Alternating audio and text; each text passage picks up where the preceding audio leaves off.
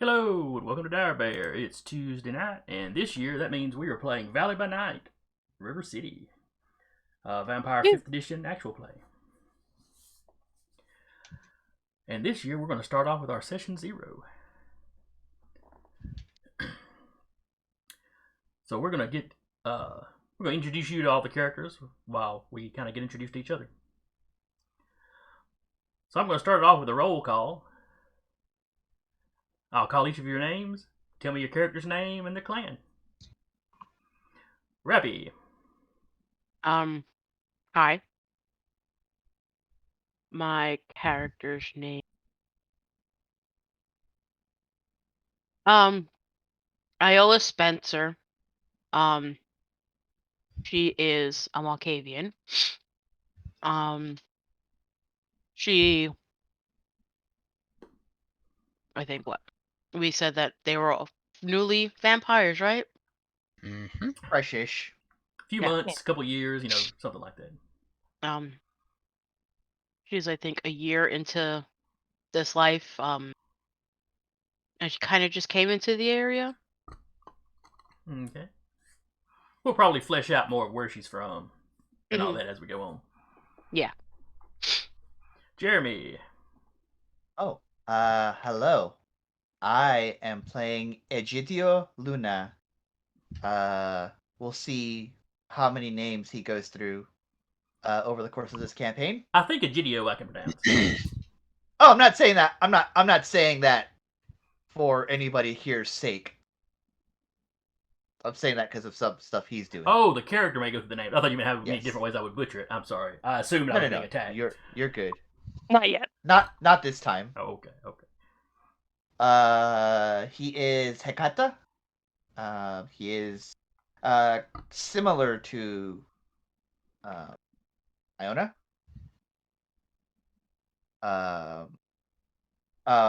From somewhere else. We'll get to that at some point. I have that more or less fleshed out. Okay. Sarah, who are we That's playing? it for now. I'm playing Emma Hawthorne. She is a Salubri. She is also from another area, coming down here hunting rumors from various different means and reasons. Okay, Duba. Oh, right. Well, I am playing a Nosferatu. I'm being a stealthy boy. And my character in question's name is Walter. As for where he's from, he vaguely remembers living in Huntsville at some point in time, though with his turning, probably no more than, I'd say, about 6 months ago. He's still a little iffy on how he used to be and what have you. He remembers playing football at one point, but having cheerleaders and whatnot, having, that kind of life. But ever since this, he's not been a fan of those muscles he gained in his college career, I'll say. We'll get into it. At some point, I will ask you what he looks like now. Boy. It's always fun with Nosses. Yeah. But Eric. Yes. Who are you playing? So I'm going through so many different pages. I'm playing Kyle Adams, a gangrel who was a former mobster and still has contacts with the criminal underworld, but mostly focuses on, now anyway, running his bar, where it's sort of like the unofficial mortal Elysium for the for the more seedy aspects of city life. So you're a hangout for the local gangs. Yeah. When they want to talk amongst themselves without, shooting each other. Mm-hmm. And there's one rule when it comes to that bar. You don't break the bar. or the owner breaks you. Which, considering he's a gangrel with lethal body, Not Not hard. that the gangbangers know that. mm-hmm. They just know every fight they've seen him in, he's won. So you know.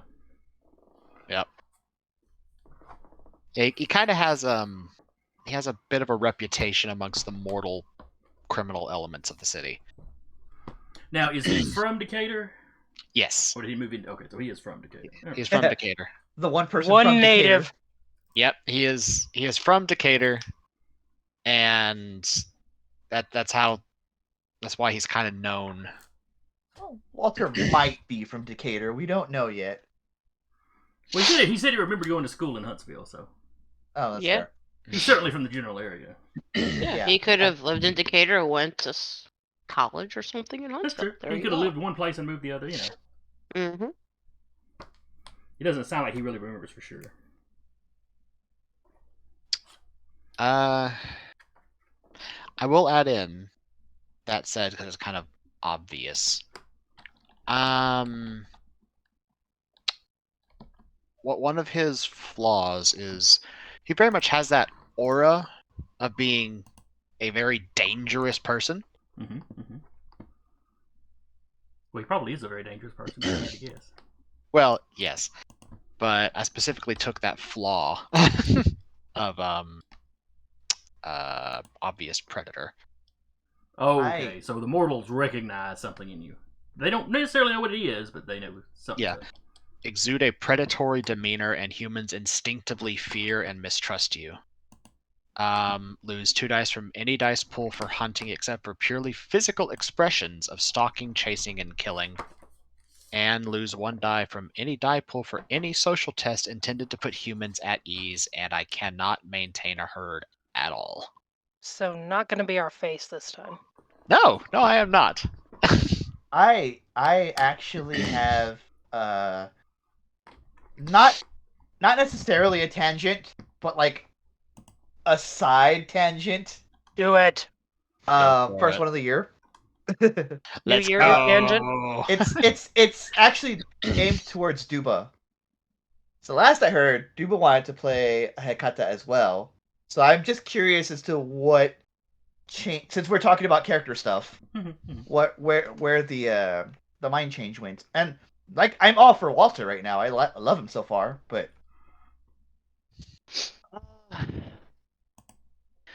That was the thing, was trying to figure out how I really wanted to play the character and what little bit I know of the Hakata. I thought, okay, yes, it would be probably a challenge, but at the same time, part of me thought, I'd rather do something I kind of have a bit of a better idea, because I feel like I could have played Alexander better if I knew the Nosferatu better. and So now you feel like you know the Nosferatu better now. I know a little bit better now, Hmm. mainly due to the simple fact of thinking of how to build him, because I have actually taken the time to listen to some more videos and then thinking about it, it's like, I think it would be a little more fun to turn around and actually make somebody who could potentially be almost an ambush predator kind of character.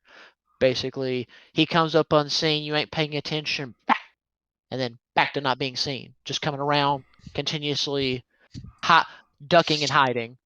I am picturing some helpless mortal walking by a manhole cover. Trapdoor Nos. Basically. Is his NOS features spider? Please tell me his NOS features are spider for trapdoor NOS. I mean, again, he's still a work in progress, so we can work with that. That'd be hilarious. Just curious, because like it was like, oh, he's gonna play Hekata, and then all of a sudden, oh, Nos. I mean, play what you want, my guy. But We were talking about it yesterday, and he's like, huh, we were talking about it yesterday as we're making our characters, because Mhm. Scatterbrain, and he's like, you know what? Screw it. I'm gonna make a better Nos. Hell yeah. And rebuild him. We have the technology. well, and see, I think I pulled slightly a sock puppet, so hear me out in this regard.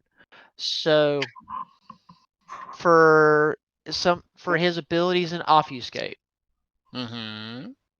I chose Unseen Passage. Y'all kind of remember what that does. Basically, Yes. as long as I don't produce like horrible foul odors or make sound, Mm-hmm. then basically, I can move around invisible to the naked eye. As long as you don't run However, vampire parts out. However, Silence of Death as a level 1 ability, it doesn't trick cameras or any audio picking up devices. However, it makes him have no sound to the vicinity. Also took Silence of Death. It's great. So basically that means with Unseen Passage, using a rouse check and hopefully not screwing that up, and then using that, I eliminate most of my problem, I would think. If I can do both of them at the same time. Remind me, Okay. isn't Unseen Passage a level 1 power? No, that's 2. Level 2, okay. Yeah. Yeah. As far as I know, okay. you can activate both. Yeah, if I could activate both, then pretty much besides smelling like a repulsive type of thing, I basically can make myself to where I can turn around and just be like, surprise, oh wait, you didn't hear that. Because it mutes all sound he makes.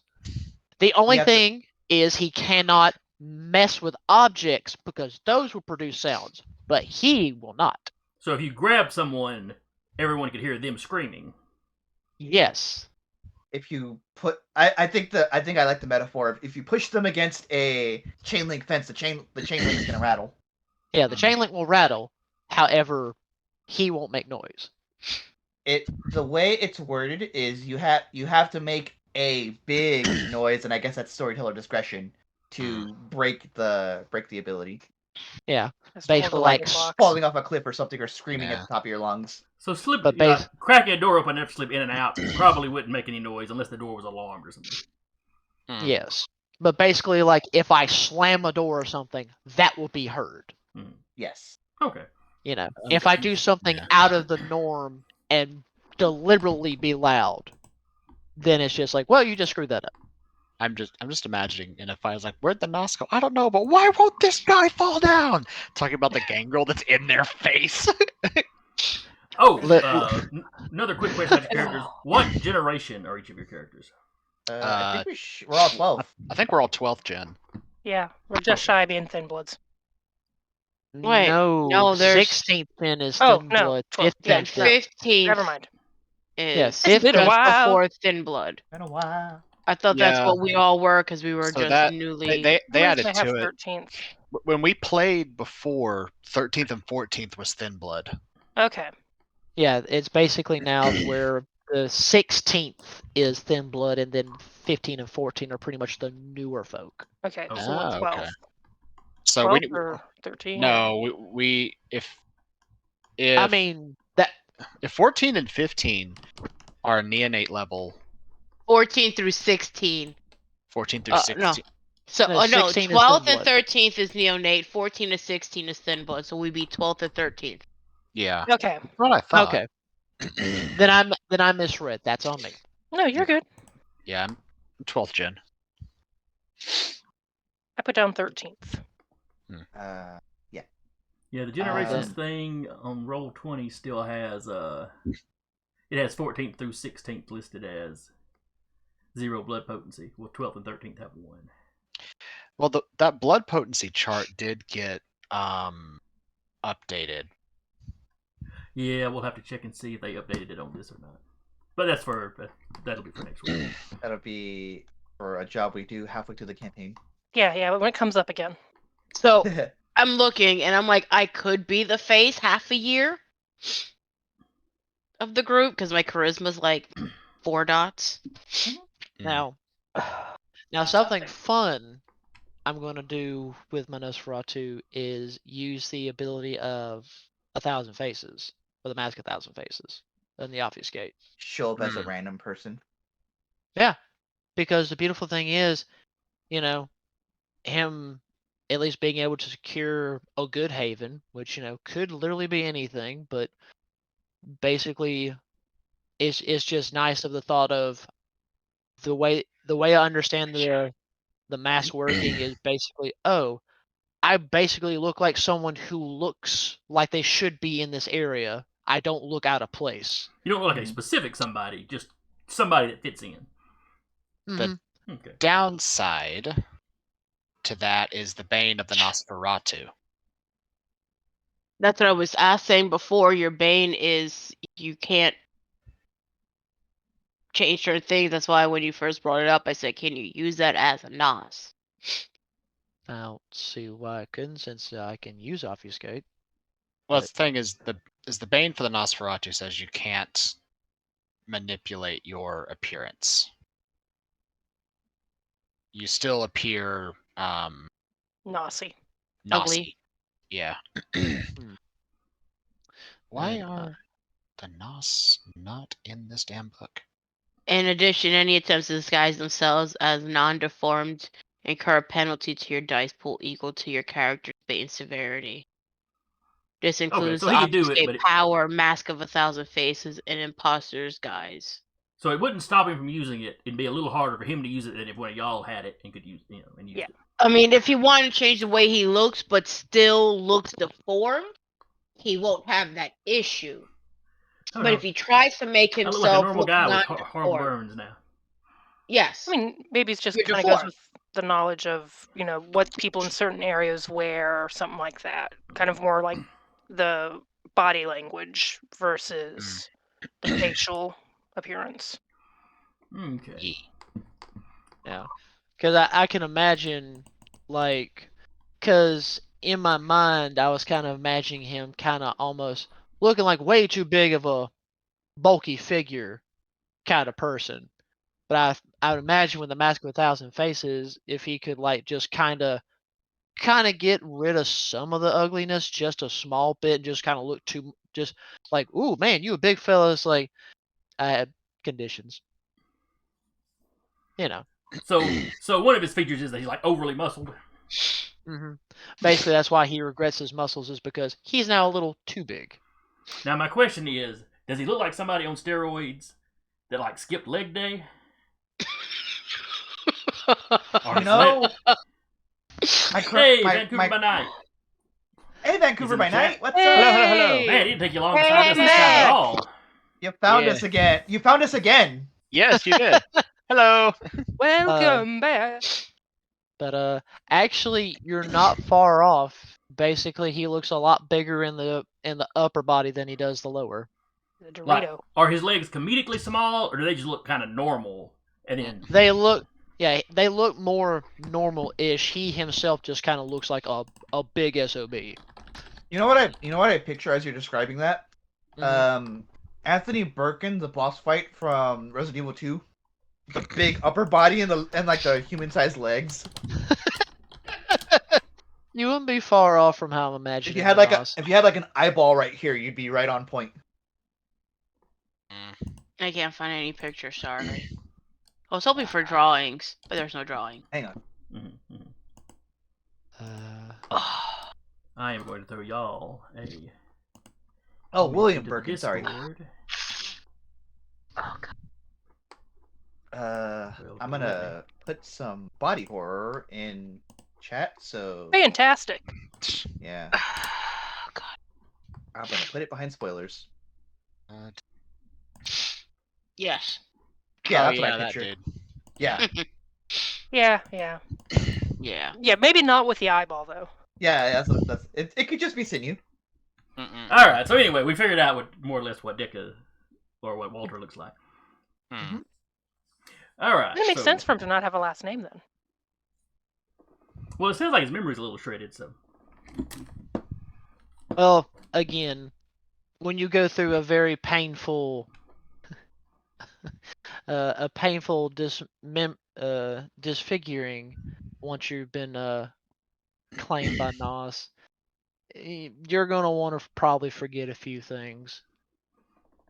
All right. Well, let's get started on the relationship map. And just to throw this out there, because I know y'all know, but to throw this out there for anybody watching This go around, we are set in Decatur, Alabama, still in the Tennessee Valley. This is the last campaign we ran, or last chronicle we ran. Of course, was set in Huntsville. It was set during 2019. This one is set during 2020. And I was gonna say probably a fair warning if those of you who may have been adversely affected by the pandemic, it's probably gonna come up at some point. Not like it's not gonna affect us because we're vampires, but no. might have. You'll be dealing with some of the social ramifications of it. Yeah, I was gonna say Yes. hunting-wise, it might affect us, but But as a refresher on Decatur, I was going to point out that Decatur is a contested city. There are several Anarch Barons set up, with the remnants of the Camarilla Primogen still holding parts of the city.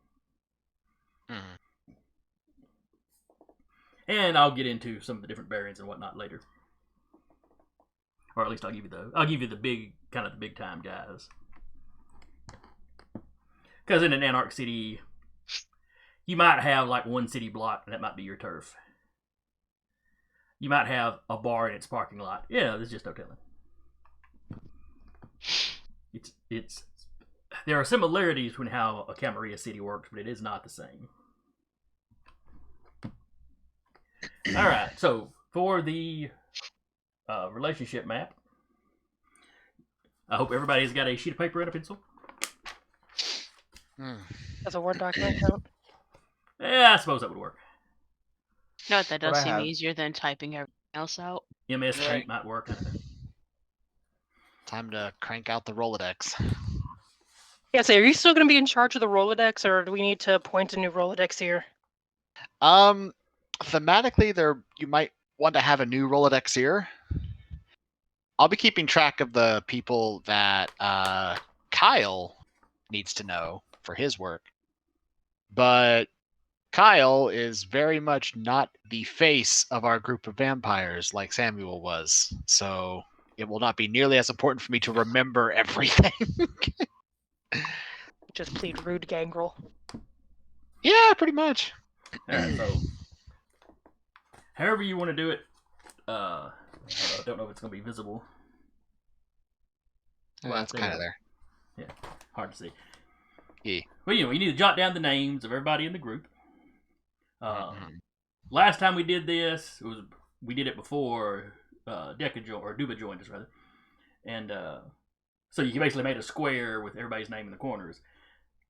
This go around, if you're drawing it, I would suggest kind of a star pattern, because we'll be drawing lines between the names. AGI.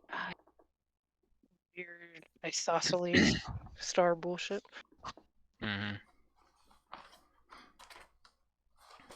You know what? Paint. Let's do this. All right. I'm feeling froggy. Let's use paint.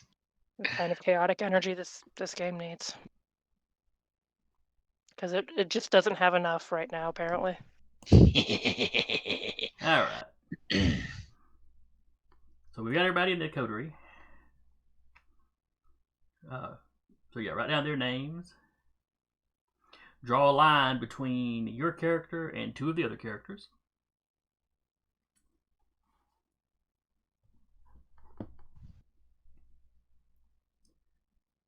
Okay. Write a positive relationship on one side of the arrow.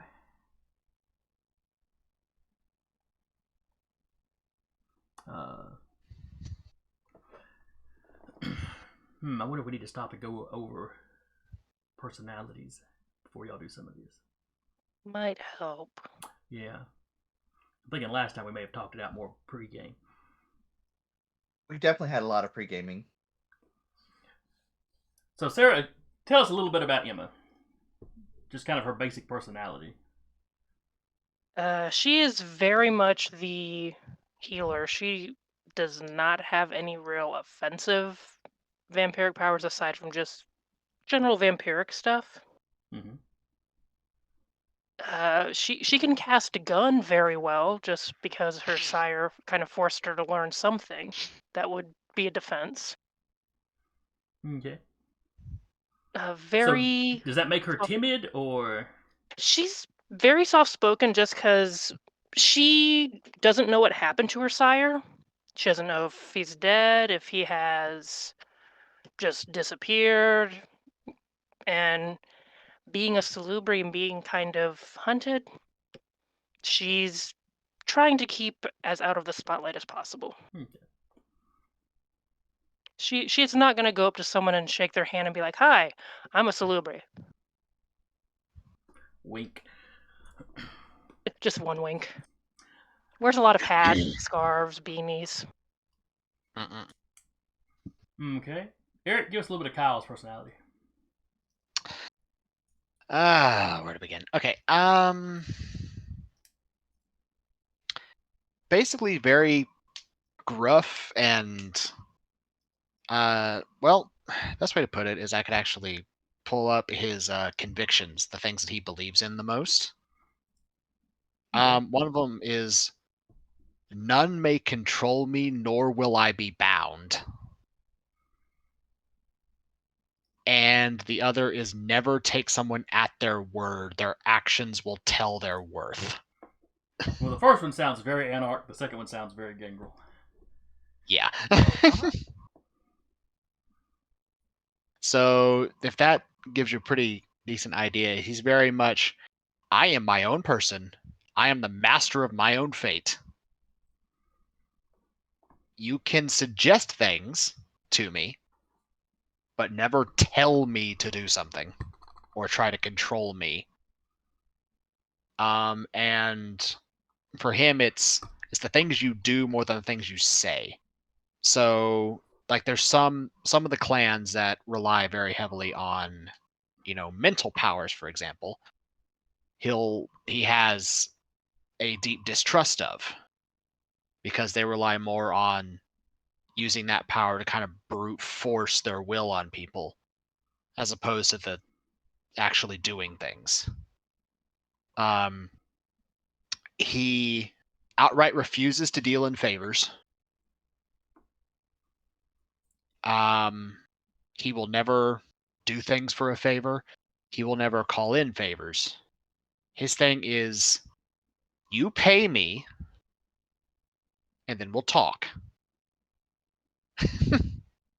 So if another vampire comes like, hey, I want you to do this, and I'll owe you something down the road, he's like, no, you pay me in cash. I'm doing this for a paycheck, not because you want me to owe you one. Sounds like favors with tips. Yeah. So All like right. either you pay him or he won't do it. Very mercenary kind of criminalistic lifestyle. Sounds like he does not trust people to pay him back necessarily. So if they want Yeah. something, they got to compensate you up front. Well, with his background of being very deeply entrenched in the criminal element of the city for a majority of his life, that's absolutely something he learned. So it's you pay him up front or he don't do it. All right, Duba. Now you've already told us that Walter's not real happy with his physical form. What effect has that had on his personality? Since you said he used to be a jock. Yeah, so he kind of used to have that arrogant attitude and what have you. But after like seeing what he's become, he's thinking, okay, maybe I got punished for being an arrogant SOB through life. Maybe I need to be a little bit more humble and whatnot, But he is a firm believer of the fact of which, like, if you've done something, you're going to be held accountable. Okay, you guilty, you're going to get your punishment one way or another. He kind of believes in karma. Oh yeah, he believes in it heavily because he feels like what has happened to him is karma itself for just how he was. Love that. It's like, okay, apparently somebody saw me and said, hey, you effed up. Guess what? Have fun with this. And now it's just like, well, about that. Does he know who his sire is? I mean, that's something we'll get into later. But I'm just curious.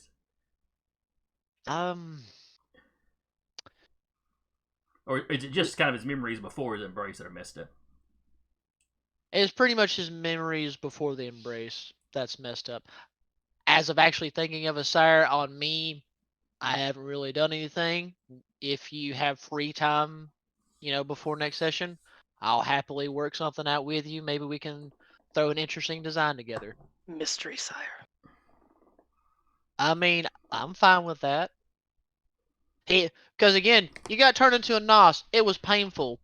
You might be a little pissed off at the person that did it to you, but at the same time, if you left alone and you don't know what the crap just happened and you just kind of realize, ooh, I'm an ugly SOB now, I don't think people gonna like me too much. Well, lot of- also, if you've been a NOS for 6 months, that would put Well- you back. Well, that's my thing is, I messed up on knowing, so I have adjusted the generation, so I'll adjust the time frame. Okay. Yeah, but if you're a NOS from Okay. Huntsville 6 months ago, that puts you in the last campaign Oh, boy. when the NOS were at war with everybody else. Good times. Good times. So I'm just saying, you may or may not know who your sire is, or may have just barely known him, and then Oh, may yeah, have 'cause got whacked. Weren't the NOS making a bunch of illegal chowder? They were. Yeah, yes, they were. There we Look at that. There you go. It's I- all look at coming that. full That's circle. true. It Him being writes illegal, itself. he might have had to flee Huntsville. As fixed It- to say, we can make that work if you want. I'm fine with making that, doing that angle. There may be a large Huntsville NOS expat community down here in Decatur.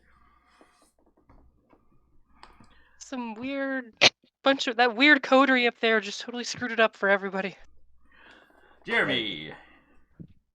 Egidio kind of, in my mind, is like the stereotypical, like, cold demeanor of like the stiff, like, coroner type.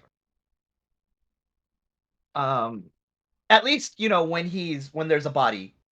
When there's a body to investigate, or, to, whether it's kindred, whether it's kind, whether it's a fucking werewolf, he goes into this, like, almost like he'll flip a switch and he becomes this, like, rigid, cold, unfeeling person while he works his magic. But otherwise he's quite affable. Maybe a nice guy. Maybe a psychopath? Maybe. He, in his past life, was a forensics graduate. So even as a mortal, he may have had this switch. yeah, Okay. it may have just, like, turned it to 11. But yeah, that's kind of what I'm doing. But and for those of you, outside of when he puts his work face on, he's pretty easy to get along with. he's a pretty easygoing individual. Whether that is because he has ulterior motives or not, Time will undoubtedly tell. All right, We'll Rappy. see. What is Iola like? She's kind of aloof, I guess. Like, she gives off that she is aloof, but she kind of isn't. She listens and remembers, pays attention to the best of her ability. Being Malkavian, I know we have to figure out because reading, like, I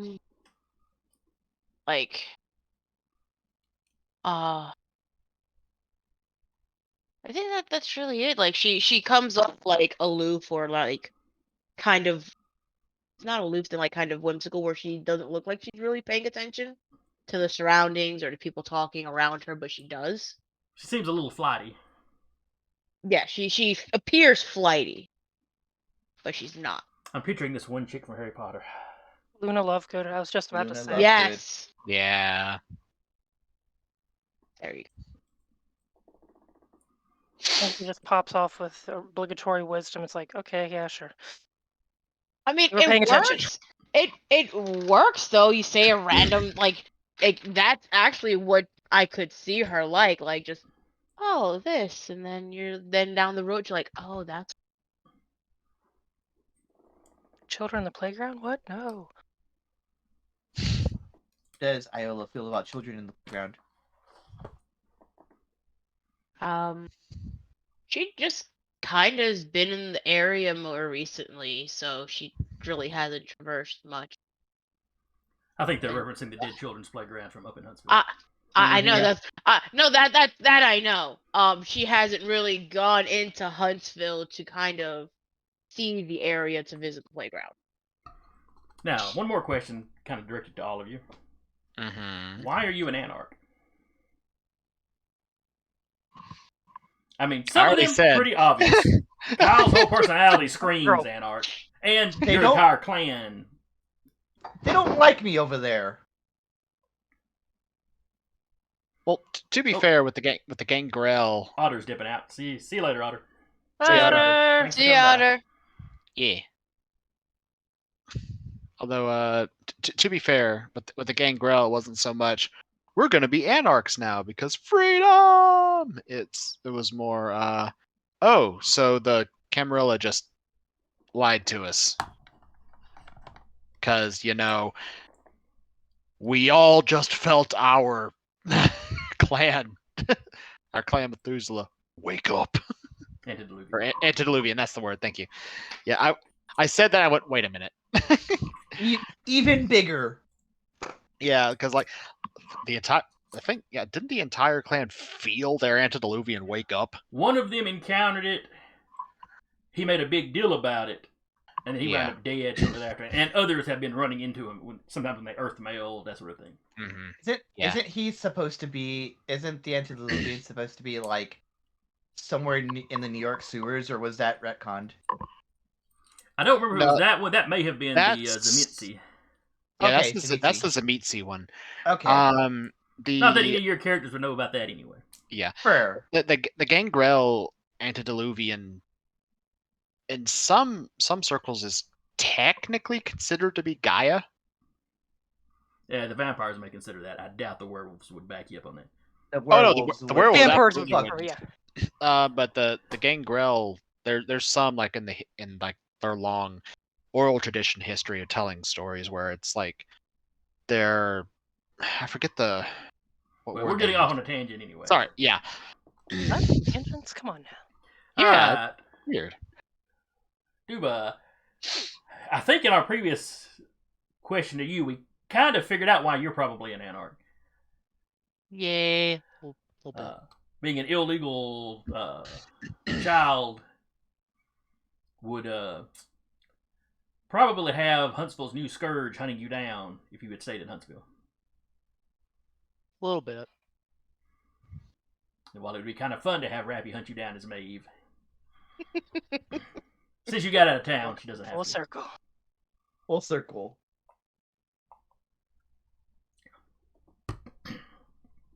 So you'll need to decide, in the upcoming weeks or whatever, if he likes being an Anarch, if he prefers the Anarchs to the Camarilla, or if he even had enough of a taste of one or the other to know which way he'd want to go. Okay. Or if he's just sort of scrambling for a safe place. Ooh, excuse me. I mean, as of right now, definitely scrambling for a safe place. But, well, I'll give it a couple sessions once we actually dig real good into a couple of scenes of this chronicle and kind of play it from there. Okay, let's jump down to Emma, though Emma's pretty obvious why she would be. Dem Tremere up there, she's not having any part of, first off. Well, there are some Tremere that have joined the Anarchs, but they're pretty few and far between. Yeah. And while she hasn't had a lot of encounters just with large groups of vampires in general, just kind of hearing the difference in how the groups kind of treat each other, especially like Thin Bloods, and what she sees is like you kind of need to take care of those weaker than you and the way that they get treated. It's still horrible, but it's better than in the Camarilla. Mhm.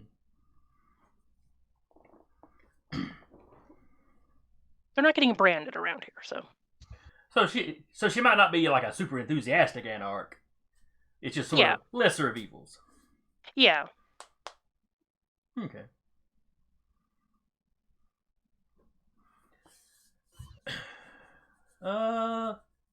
Rappy. Why is Iola tripped over her name now? Why is Iola Mine- an anarch? My Iola will be the hard name you have to remember. It shouldn't be, but anyway. Just kind of like follow where the wind takes you, and just kind of took her here. Okay.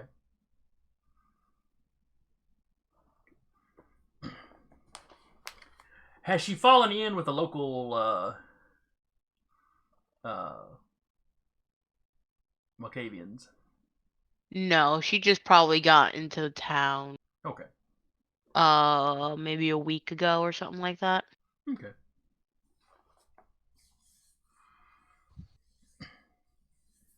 So she's really just sort of an anarch by default. Yeah. She hasn't really been a joiner, and this is the place that not joiners can kind of do the thing. Yes. Okay. Jeremy, Egidio, what is he? Why is he an anarch? I think he's an anarch because it was suggested that he go to Alabama, and he's just kind of making his way up. He probably heard stories about the Camarilla. It doesn't really function the same way where he's from. It's just like a bunch of sects, not sects in the way that the Camarilla and Anarch, they're lesser organizations running around. Mm-hmm. So he doesn't really have first-hand experience of the Ivory Tower just yet. But he knows enough that it's like, probably don't want to be around those guys. They probably won't appreciate a body potentially coming up from the dead. No one really will, but like, I won't get staked for it here, as far as he knows. We'll find out if that's true or not. But so he's another one that just kind of like, what little bit I know about it, this seems like the lesser of evils, at least from my perspective. And he's already used to like the smaller tight knit communities, so it's probably what is bringing him closer towards an anarch bent, okay. We'll say. Now we're going to kick y'all off. I'll give you this little bit of detail before we jump into the relationship map. Kind of over on the western side of Decatur. I mean, not all the way over there, but basically it's the area I'm putting Kyle's bar. Wait, where double click it again? I think it's, let's see, somewhere around here. Might be something like that. I'll have a more zoomed in map. In that general northern Decatur area. But and eventually I'll get it where I've colored in kind of the areas that are who runs what areas. Mm-hmm. It's gonna be arguably more important in an Anarch campaign. Yeah. But anyway, y'all are going to be based kind of over in that area. A big chunk of that area is just sort of open territory. Anybody that wanders in can hunt. Now, if you use your coterie pool to buy a domain, it will be over. It'll be a section of that area kind of cut off for you. Depending on how big you make it. Though the first storyline will start off before y'all are like officially given that territory. Hmm. I mean, Kyle will have its bar. Because it's going to be kind of an intro. As of this moment, The we're gonna party say, meets everybody in a tavern. Hey, let's go. at this point, we're going to say you have all bumped into each other in and around the area. Mm. You know, bumped into each other. Y'all Same hat, spoken a same little hat. bit. Maybe you've had to scrap with a few Camarilla guys. Mm. You know, no big lethal smackdown, no big commotion, but something where you kind of know each other. You kind of know y'all are on the same team at the very least. Mm-hmm. You know, and up to y'all, it can be y'all can know each other a little better than that. Going into the, as we map this out. But it's not quite the last Chronicle where most of you had pretty firm. You'd all been living in the city for a while, so you all had kind of firmer connections. Mm-hmm. Now,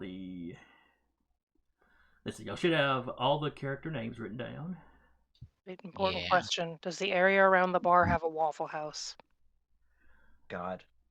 There are 3 Waffle Houses in Decatur. I forget exactly where they're at. Okay. There's a Chick-fil-A almost right next door to the bar, though. I don't know if they would appreciate. Well, I don't know. Look, ladies and gentlemen, if there's a Chick-fil-A nearby, that's perfectly fine. Why? Because it's the large chicken. I mean, what? Absolutely not. Actually, Yeah, like I'm saying, the um, vampires might not be appreciated with the Lord's chicken. Why can't we go close to that restaurant? Why are they holding up chicken sandwiches at us like they're crossing? you know what's funny? Uh, There is a Waffle House very, very close to there. I literally just looked it up on the map. It's very close to where you clicked. There's a Waffle House. It Oh, was deigned by fate. Well, if your map shows you where the Decatur Mall is, that was where I was trying to click. Oh, okay, let me pull that up again. I'm basically putting your bar in a shutdown Pizza Hut. Oh, hell yeah. Works for me. Next to the Spirit Halloween. go ahead and get your discount costumes here, folks. All right. Relationship map. Yes.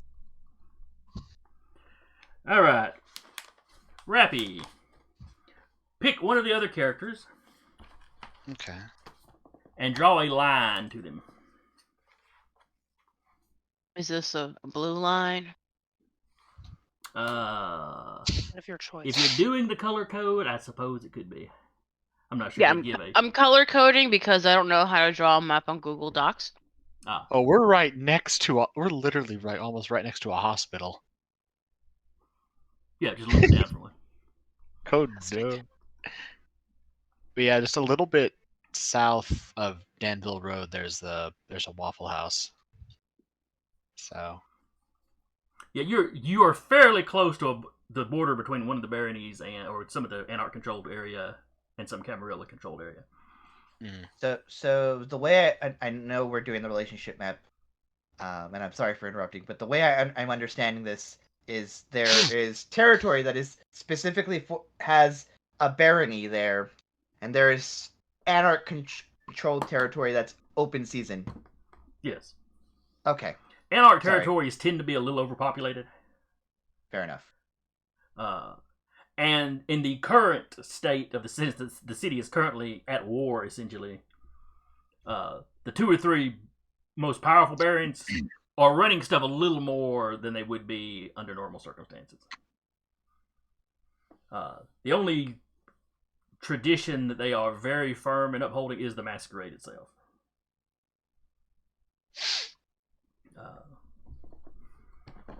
But anyway, so Rappy, who are you drawing the line to first? Emma. All right, so Iola to Emma. All right. So you need one positive and one negative about this person. Scully, why? Scully, why? Where's my dice? Bag of dice.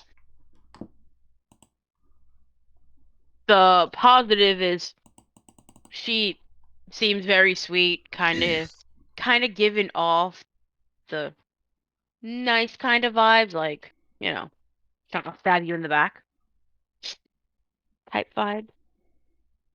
So like sweet / trustworthy. Yes.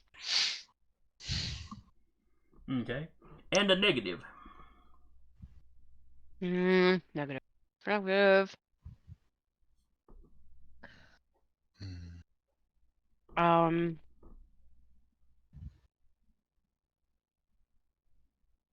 Horrible taste in hats. Yeah, the fact that she does just wear hats all the time, because I don't think we've introduced ourselves to each other, let us know who we are. But yeah, y'all would have bumped, like I said, bumped into each other, spoken to each other. You might know each other's names. Yeah. You know, it's been a week, Just- a few weeks. it- She feels like there's a secrecy behind her, you know. She's trustworthy, but but not like, necessarily open. Yeah, not open. Like she's not telling all information or very, you know. Closed off / has secrets. Yes. Okay. Walter. Yes. Who would you like to draw a line to? That's a good question. This is gonna be new for me since I didn't get to have fun with this the last time. Hey, so we'll say Kyle. We'll draw a line to him. God.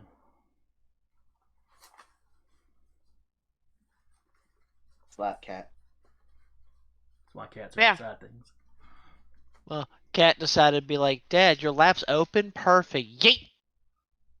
It's like, no, I'm actually writing, Cat. You're being a nuisance. Your cat doesn't know what you're doing. He only knows, or she only knows that you're paying attention to something that's not them. You are correct. He's Alright, like, so Mom didn't. Sorry. What is a positive? What is something positive Walter feels about Kyle?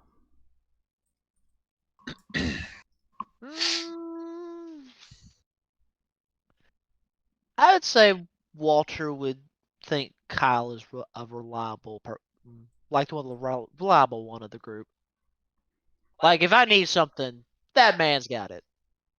All right. You're never gonna end a conversation with him like, huh? I really wonder what he was thinking when he said that. No, he blunt. He very blunt. But Walter likes that, so he phrases it as, he seems reliable. Straightforward. Yeah. All right. What is something negative Walter might think about Kyle? Bunch of weirdos in this fucking bar. Too reliable. I'm trying to think. Oh.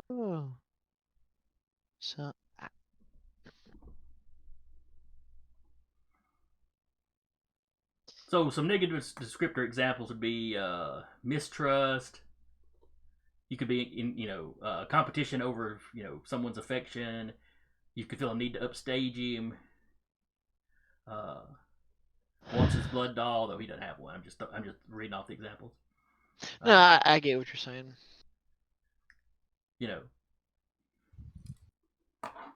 Again, Walter likes him for the straightforwardness and the fact that he seems reliable, but at the same time, he seems reliable. But at the same time, Walter would have this sense of like, I would say, kind of a mistrust in the regard of, I feel like if I got on his wrong side or even remotely pissed him off, I may not get back home. Like you may not like dangerous the criminal element of him. I mean, that could also play into his obvious predator flaw. Mhm. Yeah. So you think he's fairly reliable? You know, he's gonna tell you what he thinks. He's He's gonna be straightforward with me, but at the same time, if I feel like I piss him off, I ain't making it out that door. so, On yeah. that point, So reliable but dangerous. on Yeah. that point, Duba, this is more of a note for Jason, you as the storyteller. When it comes to fury frenzies with Kyle, depending on the trigger, you can probably count on him just riding the wave of the frenzy. Just to let you know. He says he's gangrel, but he's really half Bruja. A quarter Bruja somewhere. All right. Hung out too long with Brujas. I get that It's- sprinkle in. It's more of his lifestyle plus gangrel by nature are very close to the beast. Anyway. All right. Jeremy, Ooh. who would you like to I- draw line to? Draw my line to Iola. Iola. All right. What is something positive you think about Iola? Egidio, being a practitioner of the occult, has absolutely heard about the Malkavians and their bane, I guess, Mhm. or their quirk, and always finds Iola fascinating to listen to, and tries to keep a note of what she is saying for the future. So fascination. Fascination, yes. And what would be something negative? I think he finds Iola equally as fascinating as he does frustrating. So fascinating and frustrating. That's good. For most of the same reason.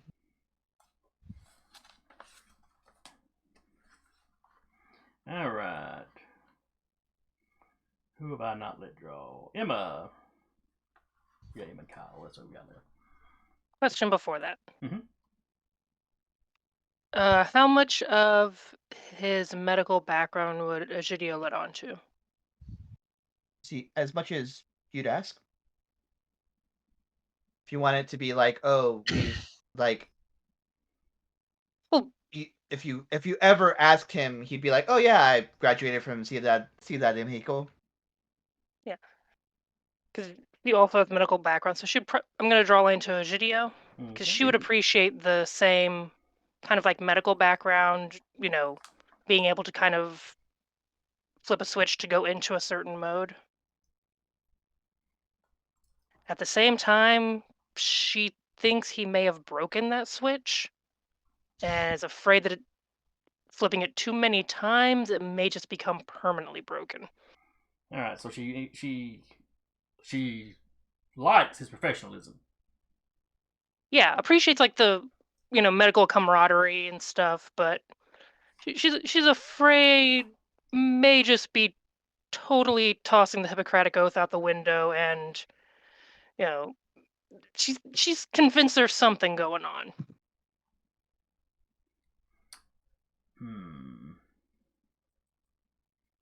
Who knows? Appreciates his professional. Like medical camaraderie, just can share kind of the same references and stuff like that, but Professional camaraderie.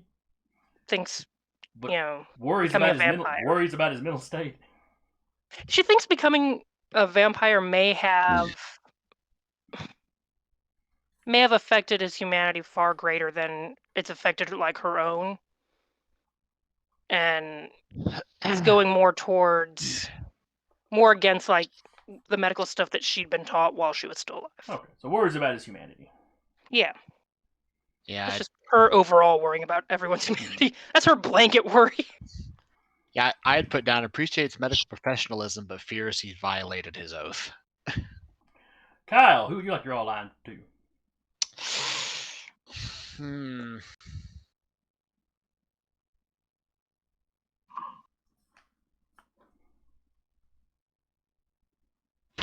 Honestly, there's two people that stand out the most to me. Well, everybody's gonna get to do two of these lines eventually. So just pick Oh. who you want to go do first. Fair enough.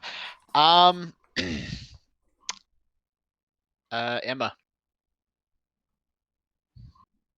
All right. would be his first line So then. Kyle to Emma. And what is something positive Kyle thinks about Emma? He very much appreciates her sort of kind-hearted nature and her want to care for people, Kind. All right. because that's, at least for him, from his human life, that's something that he saw that was very rare. So it's something he can appreciate when he does find it. And what is something negative? He feels that she's a bit naive when it comes to the more seedier aspects of the nightlife of the city.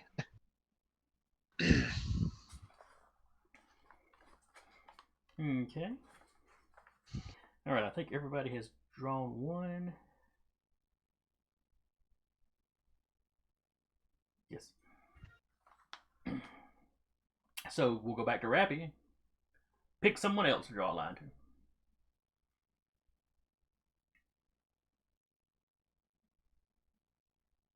How do you pronounce it again, Deca? Egidio. Egidio? Egidio. Egidio. Yes. We're just gonna be calling him E by the end of the campaign. Watch. I have a couple of Dio. I have a couple of fill-ins. Don't worry.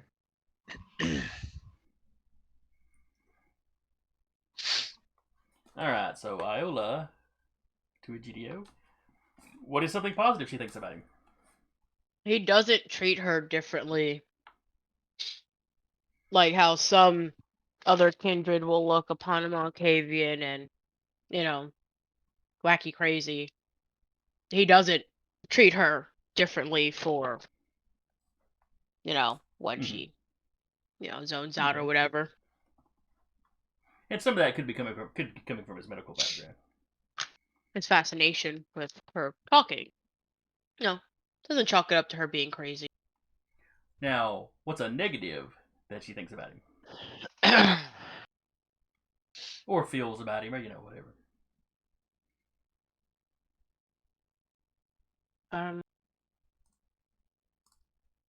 His humanity, really, yeah. I That This that he necromancer. has humanity, but that he could definitely dive off the deep end. So basically, when he goes cold like that, that worries her. Yeah. So she's worried about his coldness. Well, that's two people. Just both over in the corner, like with the concerned face. The thing is, when you have a Malkavian concerned about your mental state, Not my mental state, just my humanity. One could argue as to how different it actually is. Who did I do? when it comes to vampires, Oh, I know. Walter.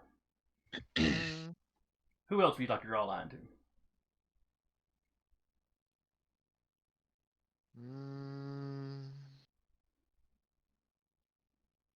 We'll say Emma. Why not? As I have to try and do this around a cat. Yeah. All right. What is a positive something Walter feels about Emma?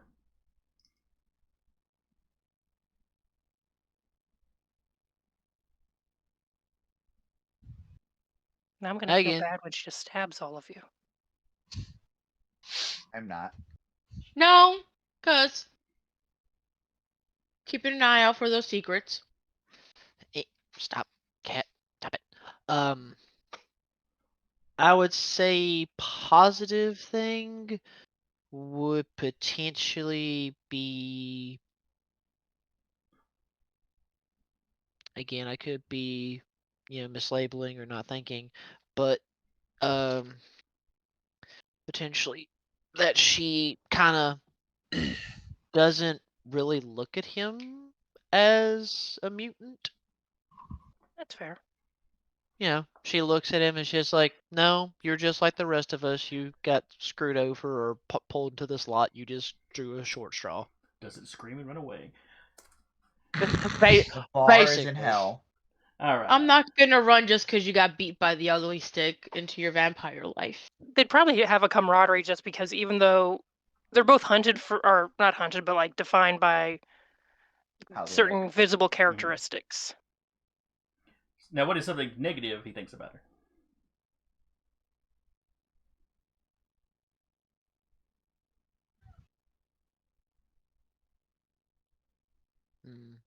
Quick, pull his string. No, I had to think on it. Raffy, run into the other room and wind him back up. Other room. Just lean over and poke him in the head. Oh, that's right. I keep thinking about y'all's last place where y'all were in separate rooms. They're technically still in the same room, just on opposite ends of it. Yeah, so you had to get up and actually walk further. I would say that she might be hiding secrets, and in that regard, because again, because her being a medical person, she might know things that could help him, and he wants to know. Does she know it? Can she tell me something?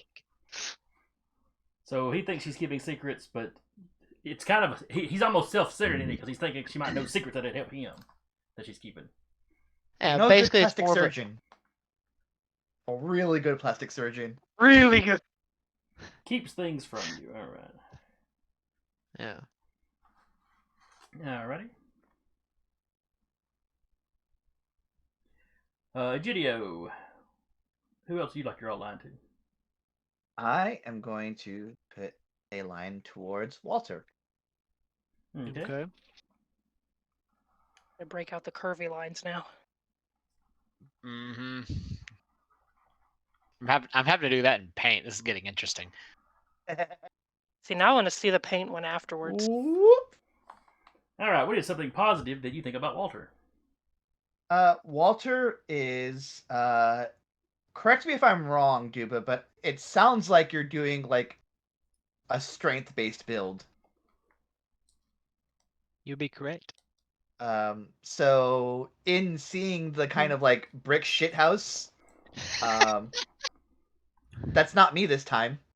Egidio's like sees that and is like, that's someone I can get to have my back. Tactical That is it. Nosferatu. That is a useful Nosferatu to have at my side. Yep. You can go ahead and just nickname label Tactical Nos. So, I mean, he's going to practically be a guerrilla fighter, so I mean, he's going to Yeah. use strategy to his advantage. so He's sitting here, Kyle, with useful 4 to have in strength. your corner. Yes, useful, very useful. What's It something is- negative you think about Walter? He's butt fucking ugly. I mean, that's fair.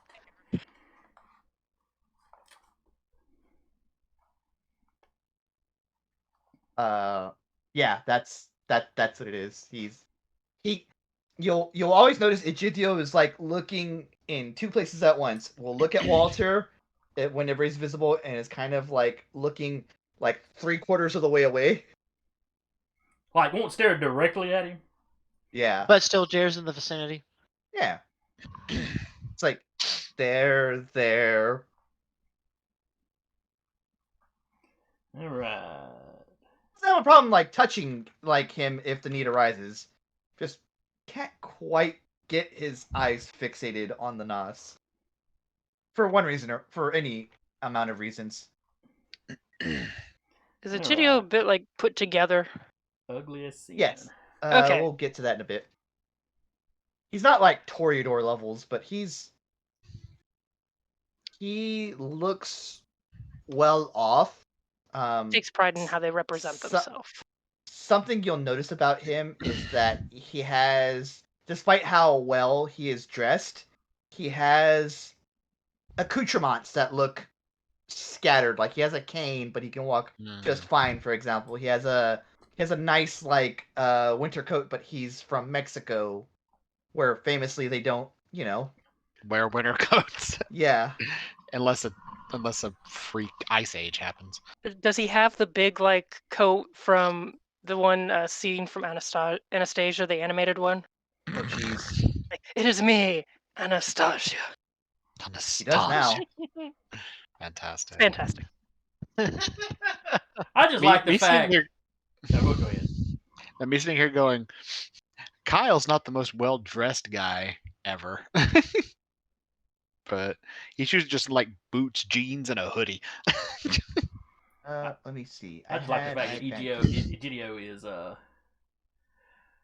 can just turn off his it's a mutilated corpse. Turn off my emotions. Hey Walter, oh crap, he's ugly. See, but the corpse isn't moving. He's It moving! makes it move. I can handle He's that ugly as moving long as and- it's dead, but He's moving, and I didn't will him to move. There's a difference. nothing that ugly should be moving on its own. Oh, jeez. So I'm just getting the feeling that Egidio. Did I get that right? Yeah. You got it. Yes. Okay. I get the feeling that he's very much racist against Nos. Not racist. They're useful. But Doesn't appreciate looking at them. He It's doesn't not their appreciate. fault. It's not their fault that the Curse of Cain made them butt ugly. He's just gonna react to it in the way he does. fair. I will also say he's resources 3, so he's got some money. Okay. Yeah, Kyle has resources too, but that's mostly because bar. He owns his own business. Bar revenue. Yeah, he owns his own business. That's specifically why he has one skill point in finance. Because one of the things on there is can run your own business. I'm like, yeah, makes sense. Check.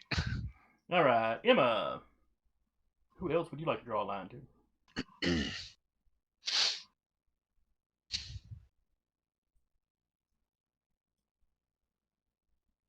I'll draw one to Kyle. Okay. What's a positive that you think about Kyle? Appreciates quote unquote helping the city with what he does. It's helpful. It might not be the best way to help, but it's still helpful. I love the appreciates the help. He doesn't agree with like his criminal element of it, but she appreciates that he's maybe turning that to a positive. Or at least keeping a lid on things. Yeah, at least like Yeah. acting as a buffer, or trying to keep it from getting all out craziness. So helpful She to the city. appreciates that element.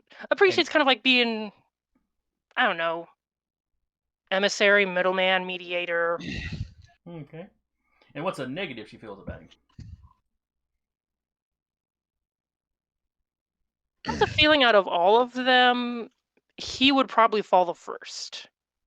Just because of, probably doesn't know as a gangrel, but just kind of gets that feeling.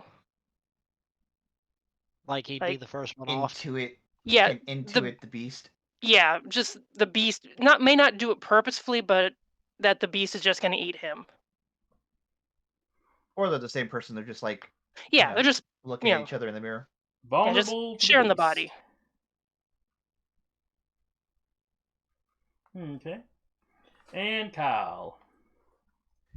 Me sitting there thinking, that's absolutely fair, considering I just mentioned if he flies into a fury, he's probably just going to ride the wave. Can't wait till he gets cat ears from that. Dog ears, actually, but yes. Open. Hold on, I need to put this arrow in here. Okay. Iola. Okay. All the way across Ohio. Yeah, the arrows are going everywhere. It's out of control right now. I have finally got a complete 5-point star made out of that with that line though. Nice. Bingo! I don't have a star, but I have a weird little map that's got like a nose. I'll share it. Well, when I'm y'all are done. only putting down y'all. Well, I'm marking it down everybody. So. Oh no, I'm putting down everybody's. Oh yeah. Oh yeah. I was just marking mine, but you guys give me the info so I can fix it. I'm literally writing everybody's down. All right, so Kyle, what is a positive that you think about her? He appreciates her unique insight on things.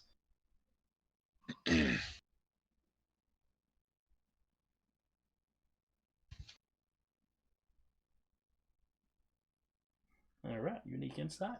And what is a negative that he feels about her? He does not like that said insight seems to at times just control her. So her lack of control.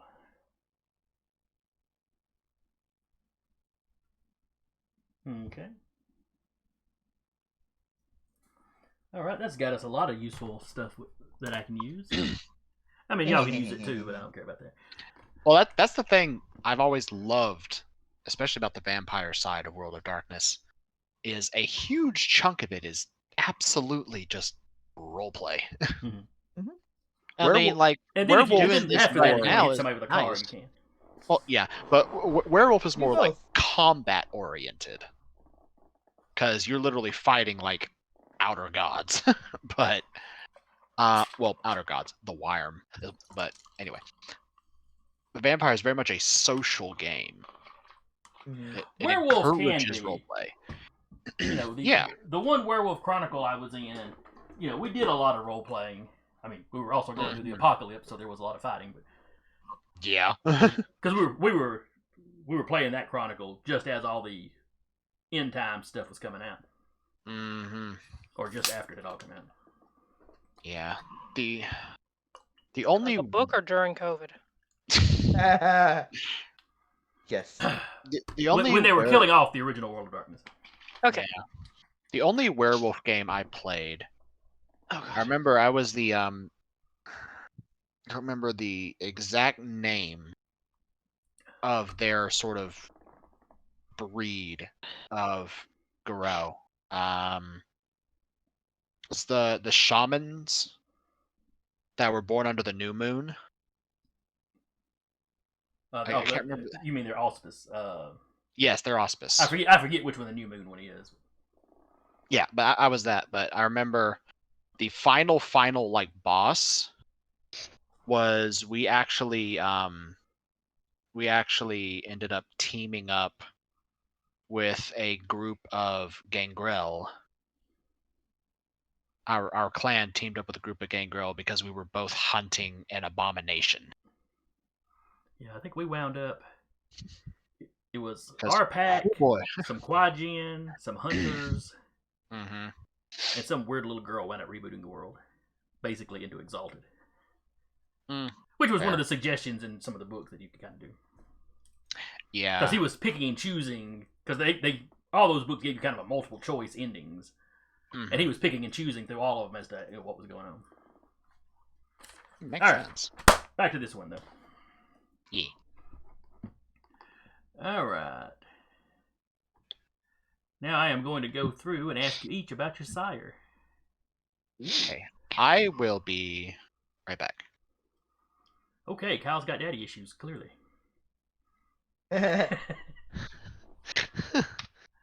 Emma, we will start with you because I figure you for sure have put some thought into your sire.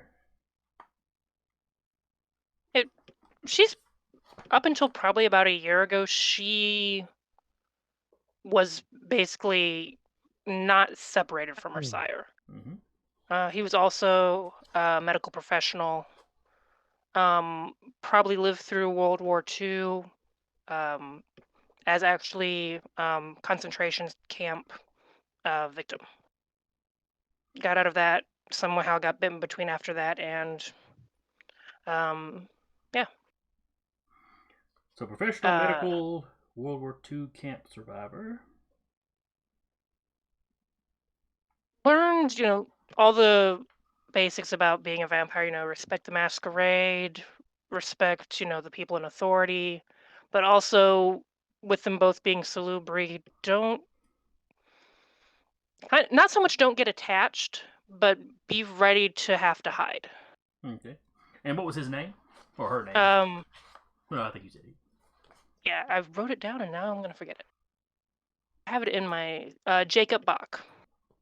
Oh, yeah. I think I saw that written down somewhere earlier. Said she probably woke up one night and could not get in touch with him. Looked around for a little while and fell back on the salubri kind of hide, and heard that there had been a salubri down in Decatur area, and headed down that way to see if she could make contact, see if maybe they knew anything about him or anything like that. All right, so he is missing. Medical professional, War II survivor, missing. And she's not sure if he's dead or just missing, or Where did she hear? I'll let you. Okay. Where did she hear the rumors of another salubri indicator? Was it something her sire had mentioned, or? Yeah, he'd mentioned, that he'd heard about one being down in Alabama, and she started traveling that way, and then probably heard about everything going on up in Huntsville. Did Just she go through through very- Huntsville, or did she just hear enough of it from people on the outside that she was like, oh, I'm going to skip there? Probably heard enough about what was going on there to be like, probably not going to be appreciated there that much. I'm just going to keep on moving. That, and there was a large Tremere presence. So even though even though she hasn't personally had any interactions, one-on-one with Tremere, she's still wary of them just because of They're still the history. boogeyman she's been warned about. Yeah, she's been warned, they pretty much screwed it up for us.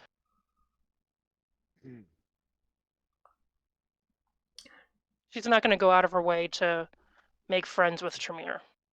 She's going to go out of her way to get as far away from any Tremere as possible and possibly hits in the corner. All right. So that is. Oh, hey, I redeemed a hydrate. Let's go. Cheers.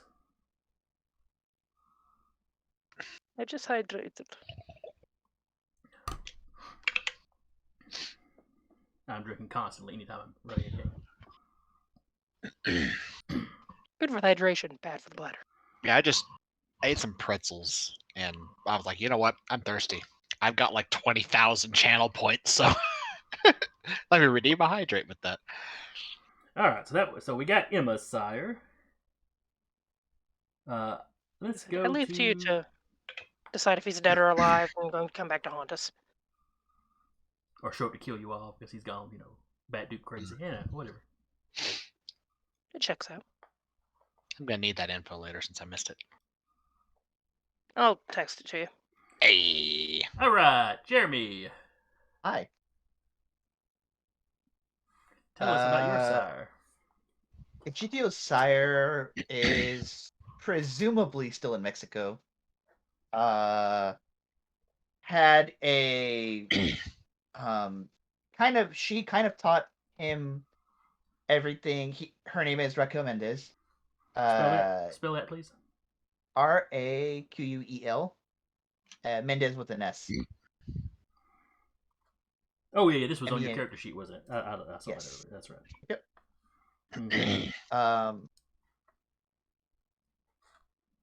Okay. She, as a kindred, choosing her next child, appreciated his straight-laced demeanor, like the coldness he has when he's like examining a body, because she discovered him when he was still on his way to graduating out of Ciudad de Mexico,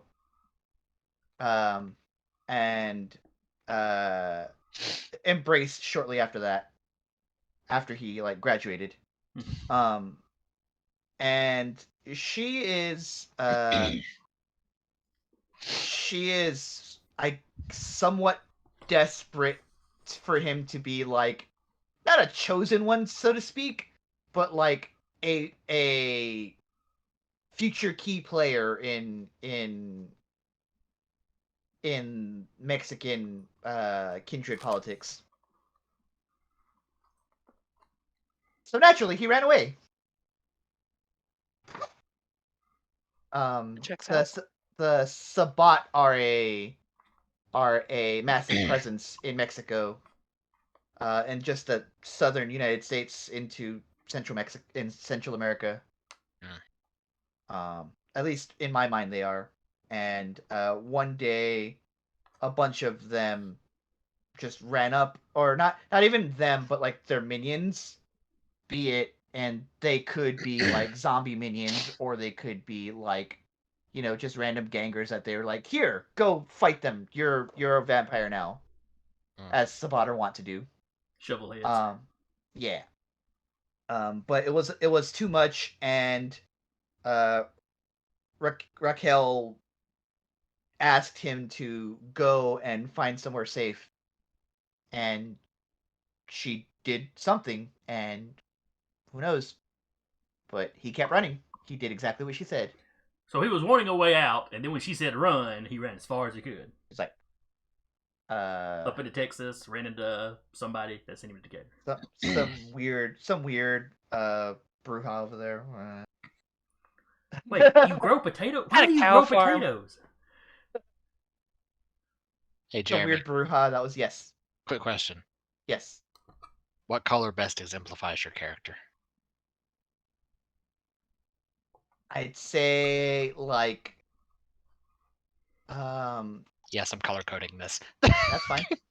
I'd say the best color that color defines him is like a shade browner than his. I'll show you a picture that I have of him in a sec, but a shade browner than his skin tone. It's like a really really dark brown that like borders on black. Okay. Not quite, just slightly lighter than my hair. Mm-mm. Kind of Sarah's hair tone. Ah. The gray. Just hitting my height. It's not gray. Smartass. But yeah. So first chance he had to leave, he's like, "All right, I'm out," and went from there. All right. And don't worry, Sarah, I believe you. My beard does not look gray in the camera, but when I look in the mirror, Felt, seen, heard. This is why I'm almost 6 foot, so no one can see my gray hair. the clouds obscure their view down there. Mm-hmm. All right. Iola. Tell us about your sire. His name is Marcus, and he just kind of saw her strolling and thought she had promise and embraced her. Okay. She is from Nevada. Ooh. And she stood with him for like 8 months before she wanted to start traveling on her own. Was he okay with that? Was there a bad split there? Yes, he did not want her to go off on her own, and she left anyway. Is there bad blood because of that? Would he be pissed off? I mean, he would be upset, yes, that Okay. she did leave. But not like murderous. He's vowed to, No. Okay. But he doesn't know where she's at currently, so she hasn't contacted him. So upset she left. All right. What's his name? Marcus. Okay. Just Marcus. Just Marcus. So Marcus from Nevada. So I got him. That's how I wrote it down. Starting the Rolodex. So if you were to pick a character or a color for your character, It would be. yes, I'm doing this. That's fine as long as you share your work when you're done. Oh, I will. That's why I'm doing it in paint. A magenta.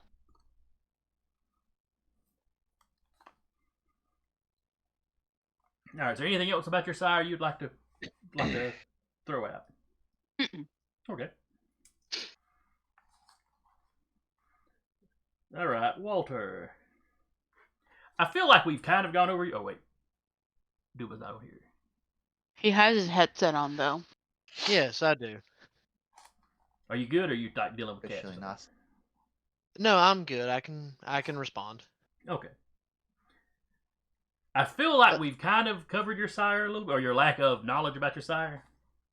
Yeah, because again, I am again very keen on the thought and process of just turning around and saying like, yeah, he just got kind of screwed over by the happenings of Huntsville and the Camarilla.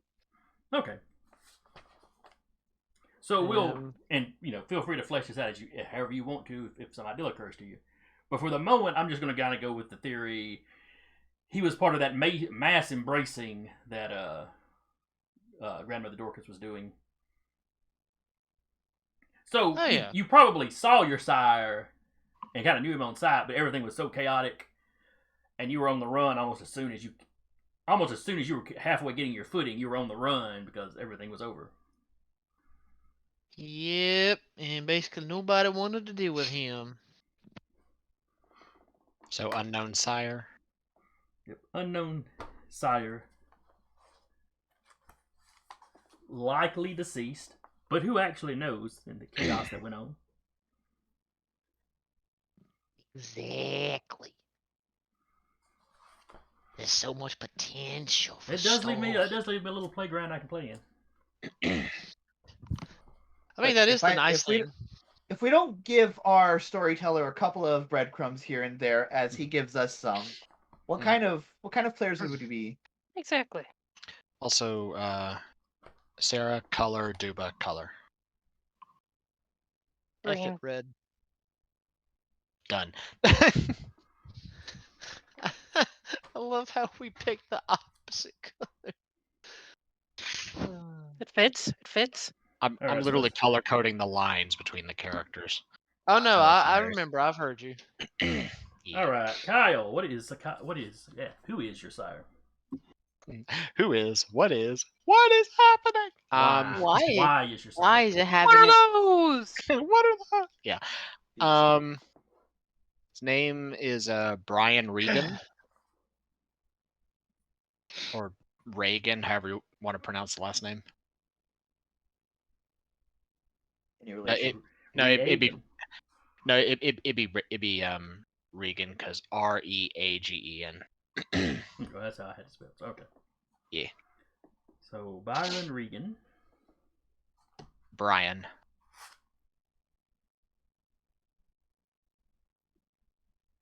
Oh, okay. Yeah. My lighting is not good, and neither is my eyes.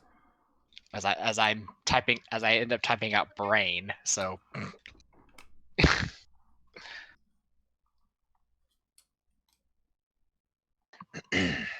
All right. And how well do you know him? Because gangrels a lot of times will drop somebody off and then come back later. Maybe. Well, with the typical gangrel methodology, he doesn't know his sire at all. Okay. So your sire has not made his. That's right, because you're not really very old. No, So he your sire hasn't has not gone. made his return trip to check on you yet. Nope, he hasn't. Okay. Are there any details that you want to give me about him, or are you just giving me his name and let me run with it? Either way is fine. The only detail that's kind of set in stone is the reason why Brian embraced Kyle is because he recognized that strong kind of predatory instinct in him. Because with him having a criminal background, he preyed on humans. Anyway, so he recognized that strong predatory instinct and turned him to see how well it would serve him as kindred. Okay. So really, he saw him as it was really a matter of he saw you as the kind of person that would make a good gangrel, Yeah, pretty much. and to a lesser extent, probably a good vampire. Period. Hmm. Okay, because as good a reason to embrace as any. And doing so in ready to do so. and doing so in an Anarch city, or at least the Anarch part of a city. Don't really have to worry about asking anybody. Mm-hmm. Okay, I think that's got everybody's sires. And I'll take blue, because why not? It did feel very blue. Da ba dee da ba da. And that's all we can do for this. Yep. Alright, and then we have sect supporting characters.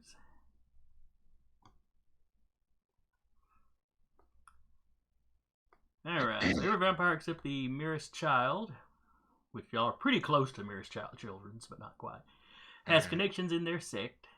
Ask the storyteller for 2 local vampires, or take a connection from another character's sire or supporting cast.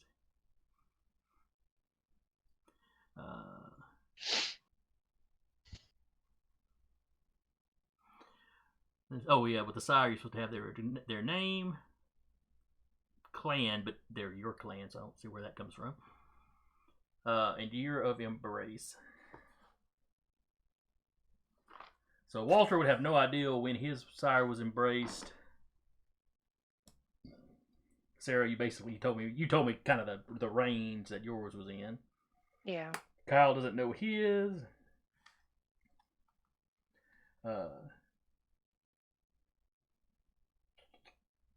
Jeremy, about how old was your sire? Probably not super old. Okay. Not Like, super old. One generation above him, obviously. So in Vampire speak, probably World War II-ish, kind of like Emma's was. World War II-ish, or like somewhere in the Greatest Generation. Okay.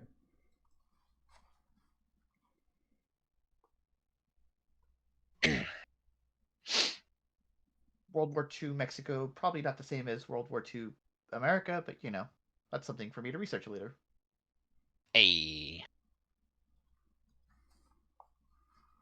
I want to say Germany was trying to talk Mexico into attacking the U.S. Mexico post World War II got a lot of German immigrants. That's what I know post World War II. I don't know during World War II, but around that time frame. So could very well be either or. All right. Iola, how old is Marcus? And if he never actually told you, that's fine as well. But given your generation, his would only be 1 higher. He couldn't be that old. Yeah. He was turned about, say, 50 years ago. Okay.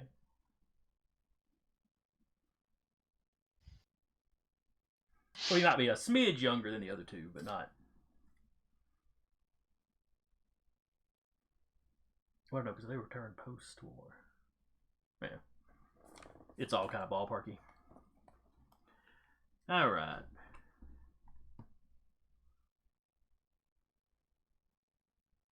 Yeah, well, if they were not turned self-post. post-war, yeah, around the same age. We'll say if the generational ages matter, Brian would be a Ancilla. He's 11th generation. Yeah, he probably would be. Yeah. So he has experience and has been around for a hot minute. Probably the same age as Samuel, roughly. Okay. And Yeah, 'cause Samuel was alive during World War II. Yeah, because he was basically, you basically made him right on the borderline. Yeah. All right.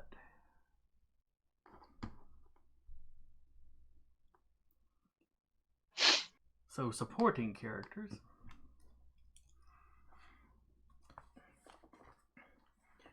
All right, I want each of this.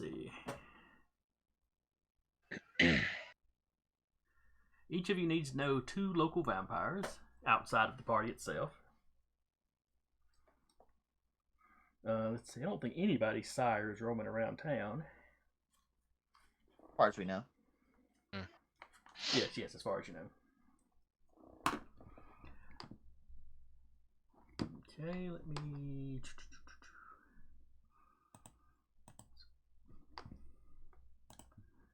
me pull up a Google Doc right quick.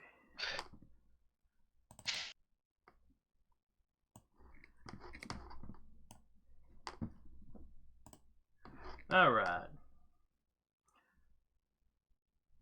So the three big, I mentioned earlier, there were three big barons. Mm-hmm. There we are, movers and shakers.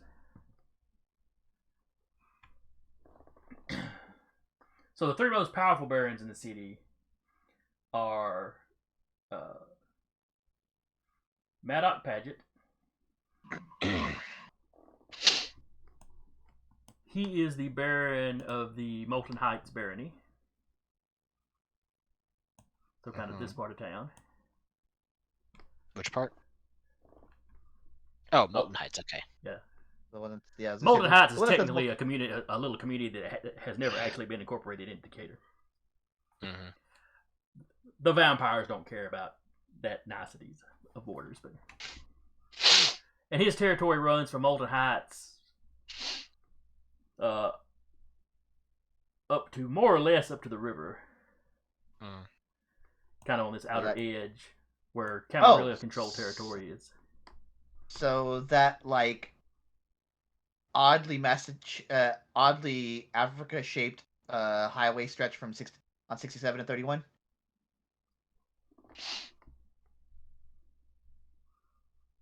Like this and to here. Not that low down, kind of over here. Okay, so just where it says. And there's a big chunk here in the middle that the Camarilla still controls. Basically, heading towards the Decatur Bridge at the north there. That's where the majority of the fights are.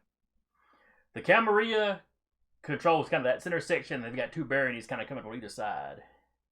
Ooh. Everybody's kind of got a vested interest in the bridge because the Camarilla territories are cut off to the south. You can't go out of Decatur to the south without passing through Anarch territory. So it's almost like they're being squeezed right there. Where on the other side, well, that's Molten Heights. That's run by Maddox. He is a free Ventru, which is just what they call members of the Ventru clan that have joined the Anarchs. On the opposite side over here is the East Decatur barony. So that's like over here. If you remember in the last Chronicle when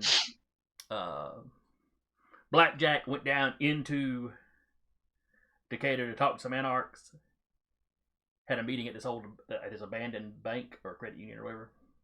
That would have been over in the East Decatur barony.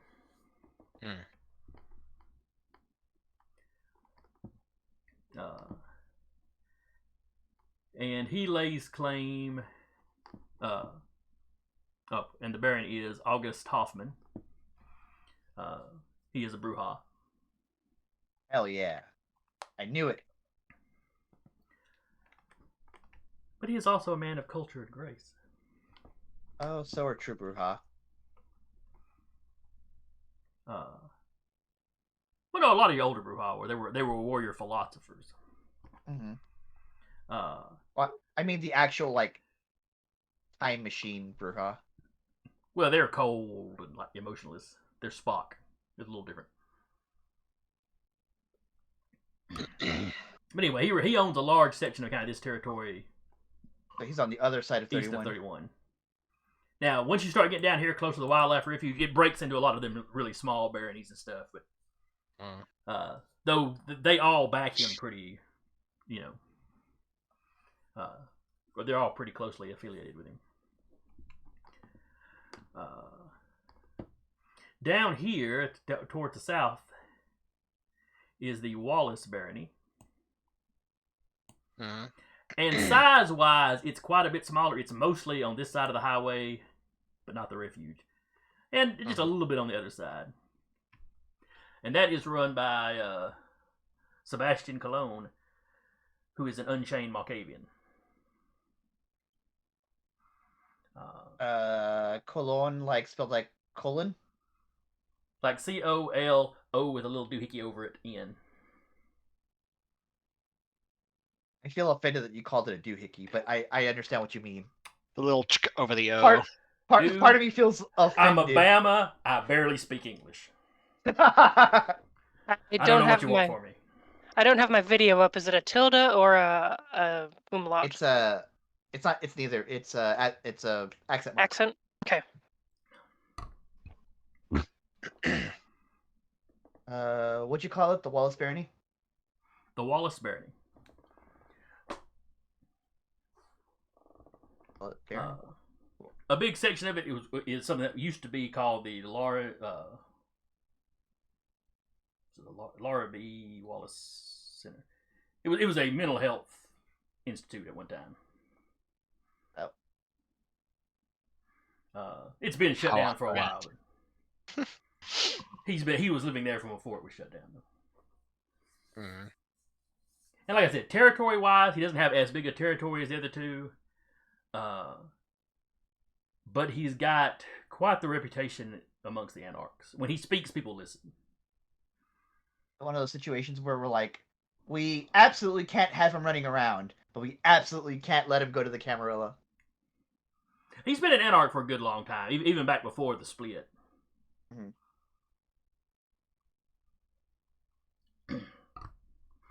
He has quite the reputation for self-control and kind of having it together. All Malkavians think they have Malkavian. it together.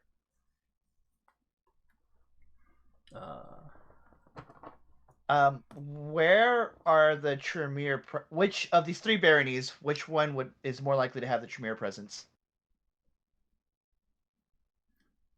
Off the top of your heads, none of you have been here long enough to know of if there are any Tremere in the Anarchs around here.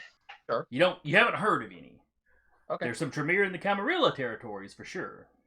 Yeah, that is for sure known because though they're not a lot Camarilla aligned. Though not a lot, they got hit pretty hard when crap went bad. Yeah. Not as bad as Huntsville, but you know.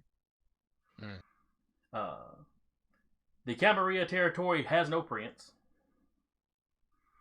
When it all kicked off, he met his final death, and the handful of Primogen that you have left, they work together fine when it comes to fighting the Anarchs, but they haven't been able to settle on who to put in charge. Other Camarilla.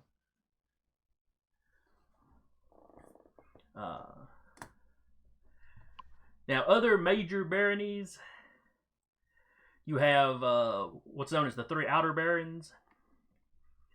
One control. I don't have their names written down yet. But one controls across the river. This is the little section over here that Decatur has claimed. So I'm going to put River Barony. Yeah, I think I may have.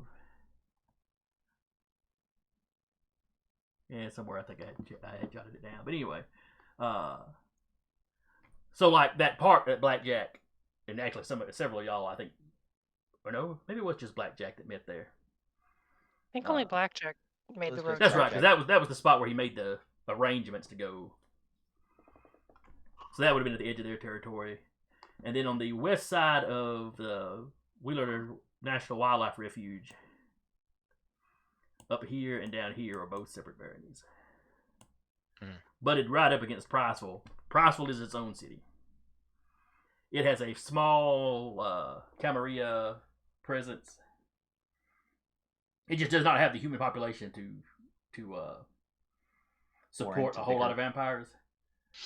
So while they're technically, of course, allied with the Camarilla in your city, they're not actually doing a whole lot for fear of the Anarchs rolling over into them. Subsuming it.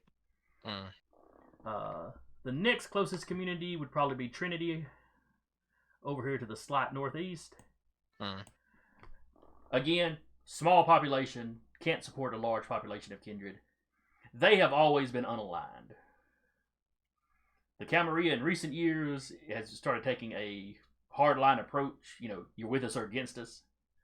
But with the chaos going on in Decatur, Trinity's been sliding under the radar. If the Camarilla wins in Decatur, then they're going to have to start worrying. But for the moment, they probably favor the Anarchs, but they're not doing anything to get obviously involved. Do you have names for those other two? So you had the barony up here. Did you have the names for the other two baronies next to the east of the National Wildlife Refuge? No, and it was I think it was Eric that was dubbing that one up there, the north one, or the river one. I called it the river. Oh, okay. I wrote it. Yeah. Don't worry, I will get you those names. I just put North and South Wheeler. Yep. That'll work for right now, especially. And then you've got these oddball little sections here that it's Decatur City but not connected at all. Those are mostly industrial areas. The Camarilla still controls them. They're only kind of important to them from the business standpoint, though. It's not that there's a ton of people. Well, the factories are. Yeah. Well, some there's some in the. Well, there's some just all along the river, but not point of sale, travel or shipping points. Mm-hmm. Yep, the port of Decatur is a thing. All right. Now I threw all that out there because I don't have an extensive list of the NPCs named yet. Oh, that's what we're about to do right now. Is make up some NPCs. You're about to start spouting off some NPCs to me. Yes. I still remember Bobby Bedlam from last game.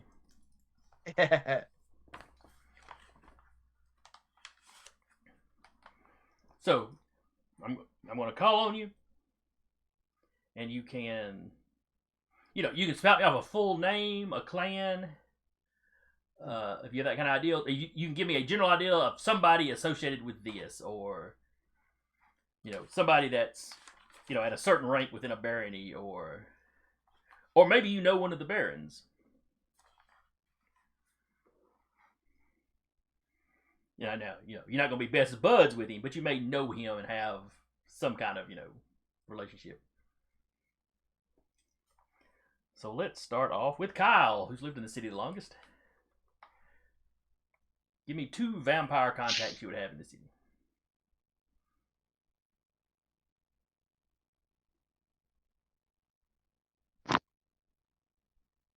And I say vampire. It could also be ghoul, somebody's ghoul, or, but somebody in the know, not just a regular mortal.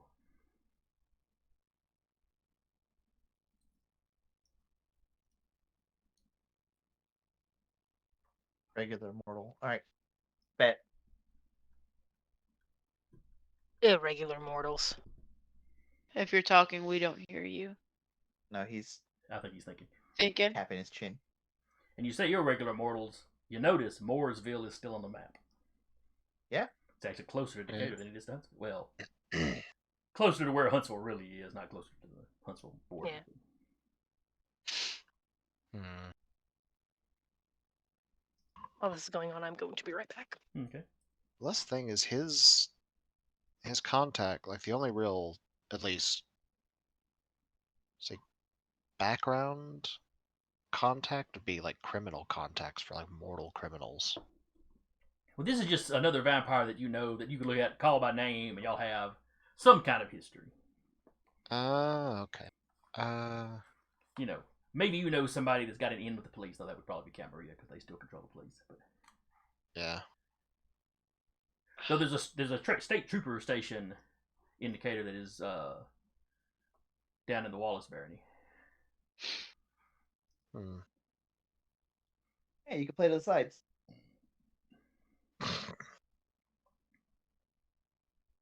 Is that trooper station Anarch control or? Yes, Sebastian has that under his control. Sebastian. Or it's generally understood that he's got it under his control. That is the Baron of the Wallace Barony. Which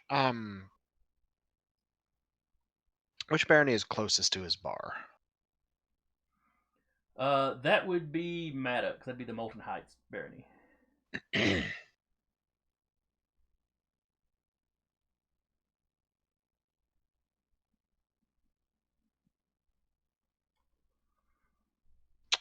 Trying to decide who in that barony he'd know, because he'd probably be operating closer to whatever barony is closest to his bar. Those are probably would the be ones. Maddox. Mhm. Well, yeah, I'm trying to figure out a name of like who would he know in that area. Like I don't know all the landmarks of Decatur. I'm not from there. Even though you only probably live roughly 30 minutes or so away. The only reason I really went to Decatur, like, but instead of just passing through it when I was driving to Arkansas, was because I wanted Whataburger. There's one in Huntsville. There is now. There didn't Yeah, I used to be. just said now there's one in Huntsville. Yeah, I it's can't remember safe when to the one in say. Decatur opened. But Huh. I have revealed a void, and gone. My baby. He's not in the basket. So, do you want to know somebody that's like in Maddox's court? Isn't the right word? It's not quite like the Camarilla, but Inner circle. because they still have people that are kind of like harpies. Most Barons have somebody that goes out and tries to keep a count of how many people are in the domain. Yeah, like if And they have their he's- bully boys that, if there's a problem, this person goes and punches it till it goes away. They got the problem solver. Yeah.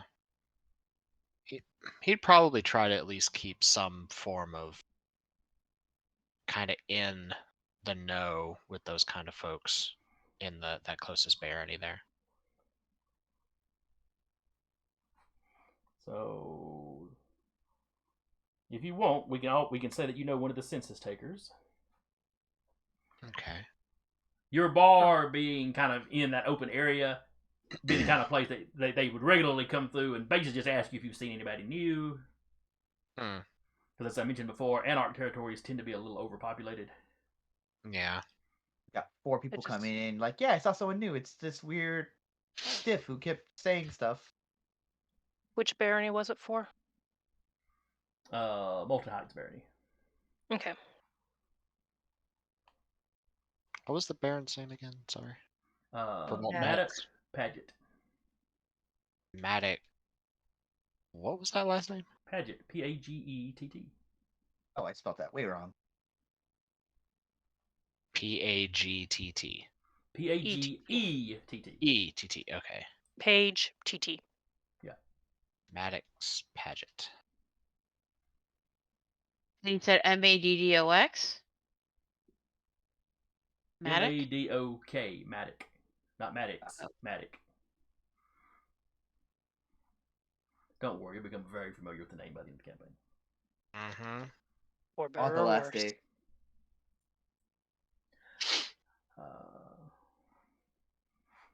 Yeah, you can feel free to make up a name for him, or I can slap a name on him later. You're giving me a dangerous amount of power. I mean, As long as you don't do something like the guy at work last night.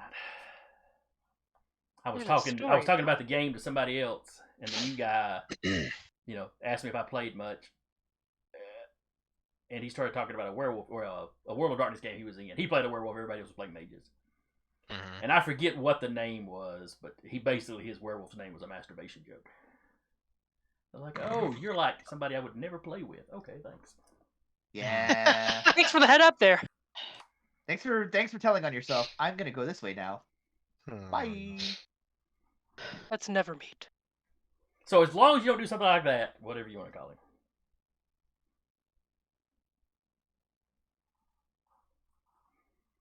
If you want to say his nickname is the Count because he's a census taker, we'll go with it. Yeah, I'm just picturing the Sesame the Street numerator. puppet. That one's the numerator, and then The you've got the denominator. enforcer buddy called the denominator. Yes. Ah, math puns. Enumerator and denominator. Is that what you Uh-huh. said? You've got the numerator that's the census taker, and then the Numerator. denominator is the enforcer. All right. Well, we'll let you think about that. You We'll know come back what? to you for your second. Oh, what'd you get? Brain. Numerator, Rachel. Denumerator, Dave. Damn it, Dave. It's got a good mark to it. And Dave. Dave the denominator.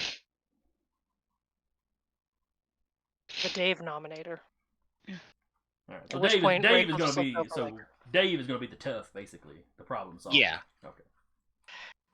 and Kyle's probably just going to call them the numerator and the denumerator. That's his nicknames for him. Love it. Can we say, you as storyteller, that they kind of have an arrangement that if he sees anybody new and they can find them, then he gets paid for that?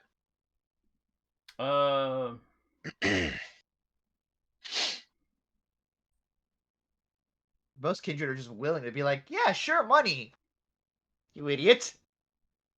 They might be willing to pay you a little something. Because new people popping up is not a problem in and of itself. The people in charge just want to try to keep a handle on how many there are. Yeah. Now, if Dave is looking for somebody, then somebody has caused some problems. Yeah, that's what I mean. And yeah, If- as far if as will they pay If the you to help them? denumerator comes looking. Yeah, if Dave shows up, he understands this guy must be paid to help out. Mhm. So that's not a problem. All right. Egidio. There you go, 2 kindred right there. I think Egidio. I know you said. I think Egidio actually. I think he had not like a combative confrontation, but like a confrontation nonetheless with Sebastian Colon. Not like a fight, but like Sebastian, had an uncharacteristic like slip into the Malkavian, where it was like almost to the point of like being like telling a fortune, like, oh, you're going to be important here. I don't know why, but you will be. And that's the interaction that they had. Okay. So you have met Sebastian. And he thinks And then he you're just important. and he like slips out of it real quick. Is like, and he goes back to his normal demeanor. All right. It But I'm looked going like to say obsession that he for a always second. recognizes you and calls you by name when he sees you. Yes. It's not like he forgot that he had this impression of you. Yeah. No. He knows me by name. Whether that's good or bad, up to him. Yeah. Okay. And I had. And you don't have to pick all. You don't have to all pick important people. Yeah. I just wanted. You can also just be other folks in the, every man's territory. Well, I think like attracts like as far as like finger waggler types. So while you said that like the Tremere, if there are any indicator, I actually think Egidio would have clocked one. All right. Like not a powerful Tremere. Anarch, Camarilla, or you don't know. I could be a sleeper agent, but you met him in Anarch territory though. Yes, clock as an Anarch, but could be a sleeper agent. All right. Do you have a name for your Tremere? I will Solo. SOLO. Hello, Cups. Like tries to be a tough guy, but is a spellcaster, is a ritualist. What's this dude's name again? Solo, SOLO. as in Han. but not. I was going to suggest in- Hans as for his in- last name. Solo Hans. As in cup? Solo cup? As in cup. Solo cups. So no last name. Let's Or are you go. just or you just on a common if your first name basis with him? You know. I just know him. I know him by Solo. So however whatever his last name may be. Or maybe he's trying to sound cool with that kind of name. Yeah, he's like a lone wolf type. And you said unknown I'm affiliation. solo. So he's Uh, by himself. Ostensibly Anarch, do not know for sure. Oh. All right. Okay, yeah. I'll Met put in- unknown affiliation. Met in Anarch territory. Fair. So he just said, I'm I'm- solo. I met him in Anarch territory and he wasn't getting the crap kicked out of him, so I assume he's an Anarch. Yeah, exactly. He wasn't being actively murdered. I mean, you Alright. kicked his Neither was ass up. Blackjack. I mean, hey. Not for lack of trying. Waited until we got back to home territory for that. All right, Iola. Who have you met while you've been in town?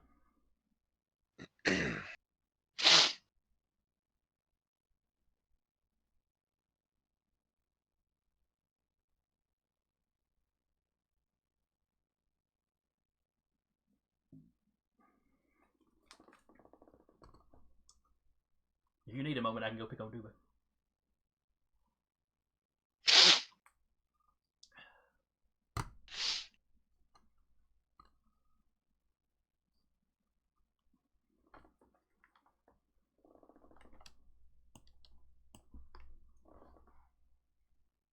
If she doesn't have, or if they don't have any ideas, I can go as well if you want.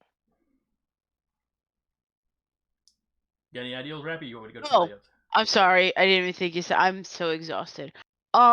She would have probably ran into a what are they called? What was Blackjack? A Bruja. Bruja? Who she would have ran into a Bruja probably coming in, Brouhaha. basically. Okay. Dark Uh-huh. bait. So just average guy, kid Bruja, roughly your equivalent, roughly your equivalent age-wise, or somebody older. Probably a little older. Okay. And what was your interaction like? Just she met them when they were hunting when she literally came into town. Okay. So it wasn't unpleasant. You know. Yeah. So slightly older Bruja. Maybe he gave you the land, or she, whichever, gave you the lay of the land a little bit. As far as what was going to indicate, just the basics. Okay. Yeah. And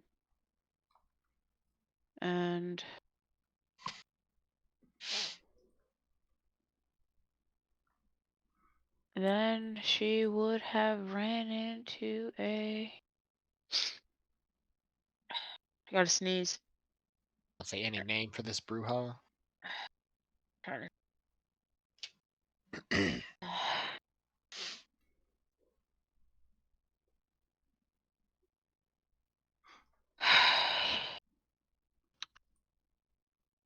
Put your knuckle right here on your lip.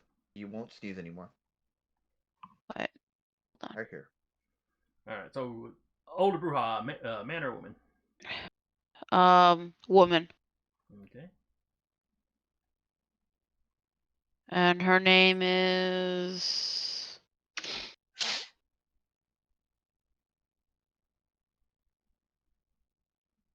Sally.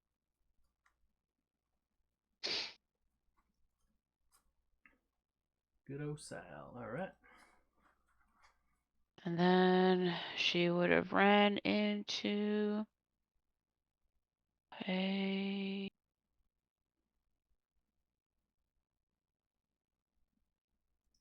I feel like you could have also run into the best you really wanted. A Toreador. Ooh. Well, Rappy had already mentioned that Iola hadn't really Had buddied not. up with any of the Malkavians already Gotcha. in town. So. Gotcha. All right. What were you saying there, Rappy? A Toreador. Okay. Toreador. Man or woman? Let's make this one a man.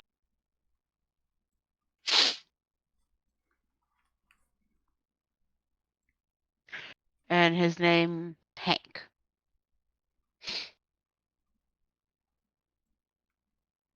Okay. And what was the nature of the interaction? When she went to go looking for where the Baron was, she ran into the Toreador. Okay.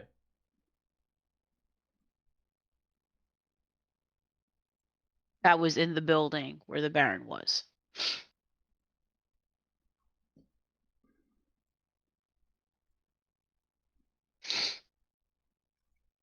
All right. So helped introduce you to the Baron. Mm-hmm. All right. Emma.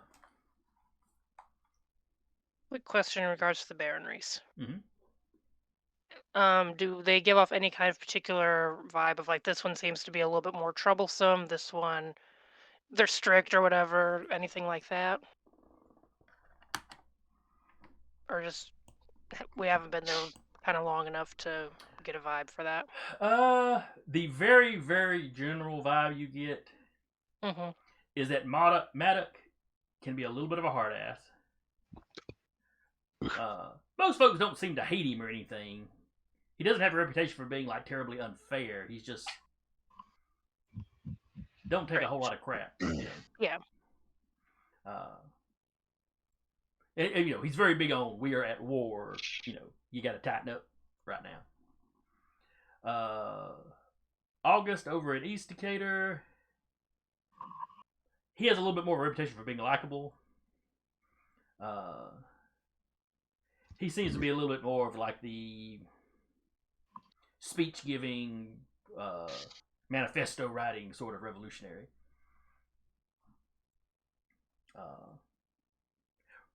But still having a reputation for running a fairly tight ship. But again, you're in the middle of a war. Sebastian is basically like the respected old man of town. He's been here longer than most everybody. You know, he basically ran his little area when the Camarilla was here, and it's flat out his barony now. Okay. Never been one for making big power plays, like trying to gain more power. Always been kind of in an advisory role. Okay. But also an old school anarch that like writes. He may write speeches more than he gives them. You know, pamphlets back when that was kind of the thing you did. Maybe know someone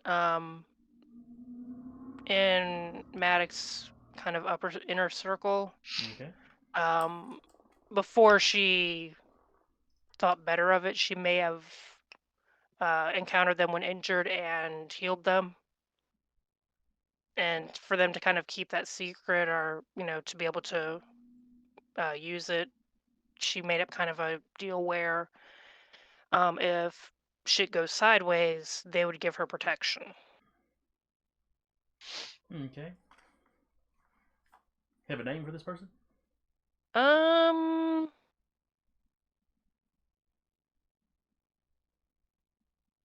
random name generators. Jack.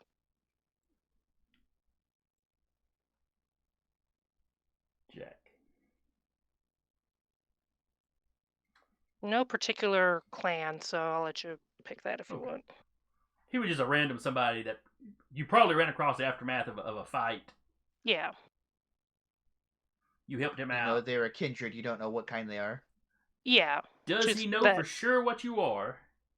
Or does he just think you're somebody with a weird power? Because there's lots of rumors about Salubri going around, but your kind of average kindred doesn't necessarily know a whole lot about it. You know, other than they steal your souls. Yeah, of course, the soul stealing bit.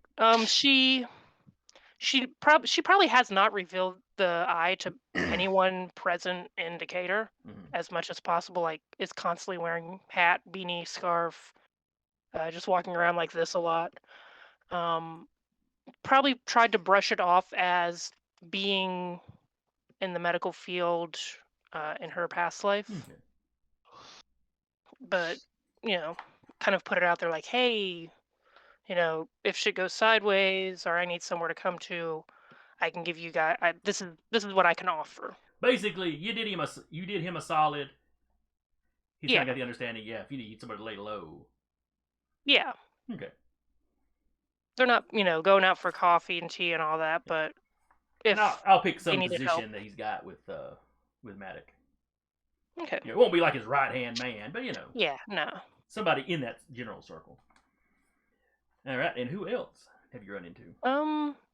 What's the thin blood population out here like? They have all flocked to Jolie.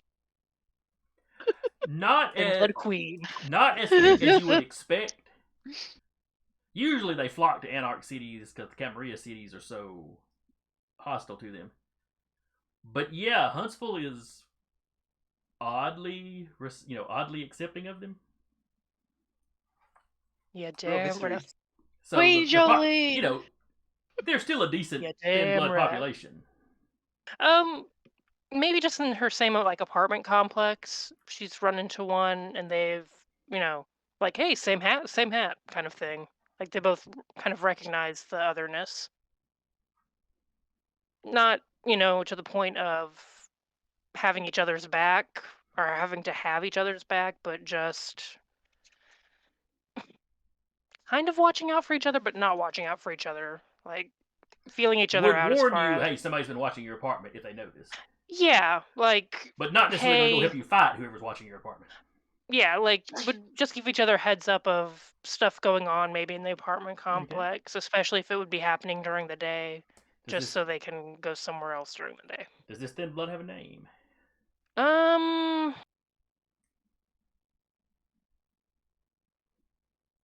We'll call her Amelia. Okay. So thin blood neighbor. All right. They both kind of have the understanding that, because she's Sandman, so I don't know what Amelia would be, but they have an understanding that if they both hunt in this area, they, don't. They figure out a way to not double tap somebody. All right, and Walter, who have you met in Decatur? Well,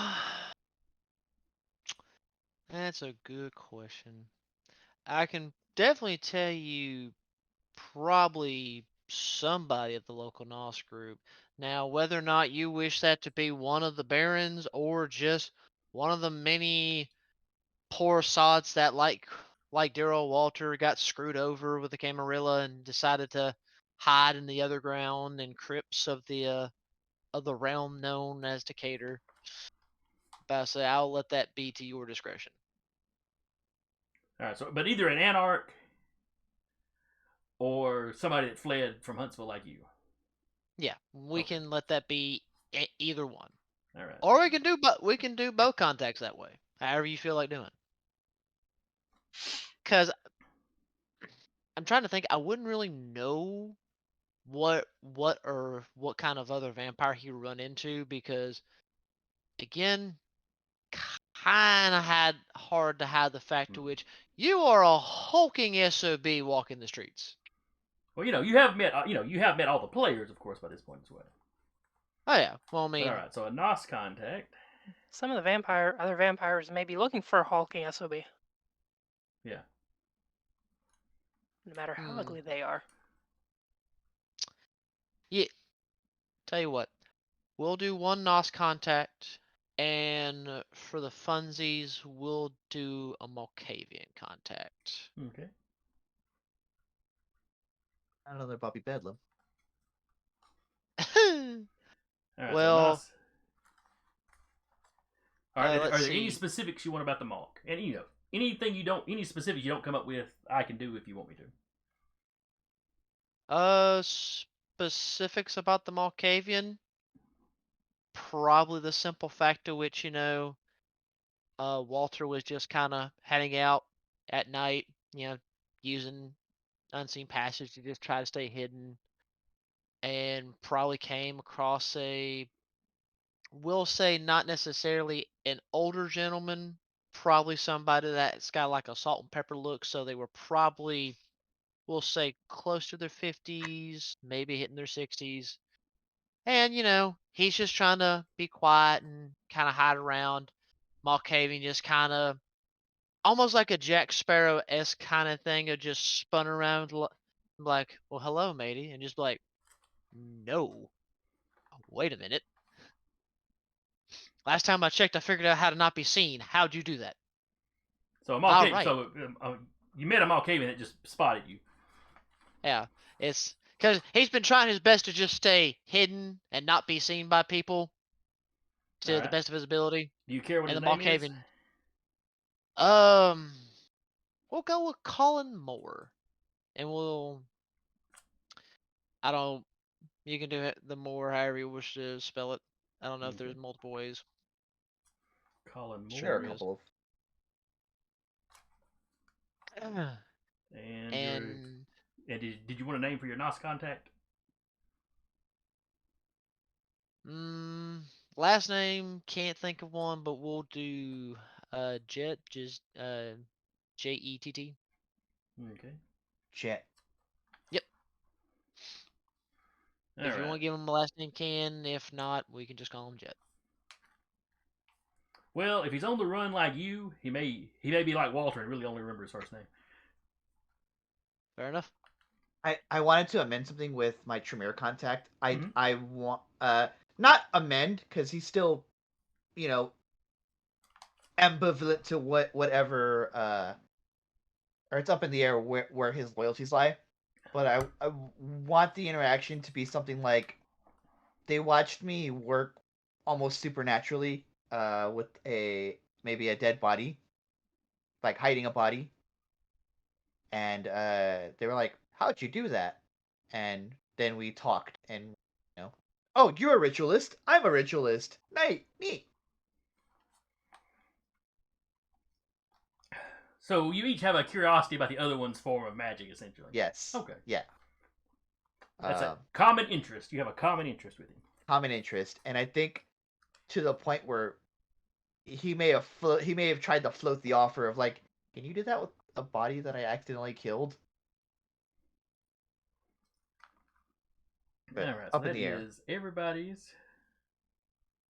All right. Everybody's got 2 vampiric contacts now. Hey, Dewey, you said Jet was a Nosferatu that fled Huntsville as well? Well, I was leaving it really up to Jason's discretion on whether or not he would like it to be someone of one of the barons or one of the Nosses that fled from Huntsville. Okay. So we can let that swing either way, but from the sound of things, he's one to make it the one that fled. That's kind of where I'm leaning. Now, like I said, it's up to you. However you Oh, want to do no. it. Like, again, at this point, as I'm sure y'all have noticed, I am flying by the seat of my pants when it comes to the description and storytelling of this character. I'll mold it better as I go, but for right now, I had enough of bare bones to be like, here, I at least can present you as roughly what could be graded as a C. Well, Ravi was talking like you were still until like yesterday or today debating what clan to be. So Yeah. you've got a pretty coherent ideal. So Yeah. You're You know, you're like doing once great, Luke. once I actually like figured out the concept of the character, like what in the story is he going to do for the group? He's the ambush predator. Fantastic. I got an idea. all right, so that pretty well completes the relationship map. Let me double check and make sure there's nothing else.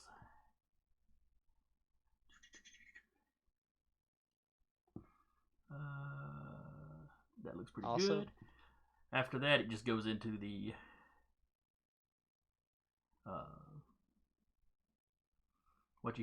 into the actual character creation. But y'all have already mostly got your points and stuff allotted.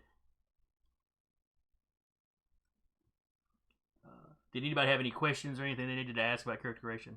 I know all of you have been through it before, so.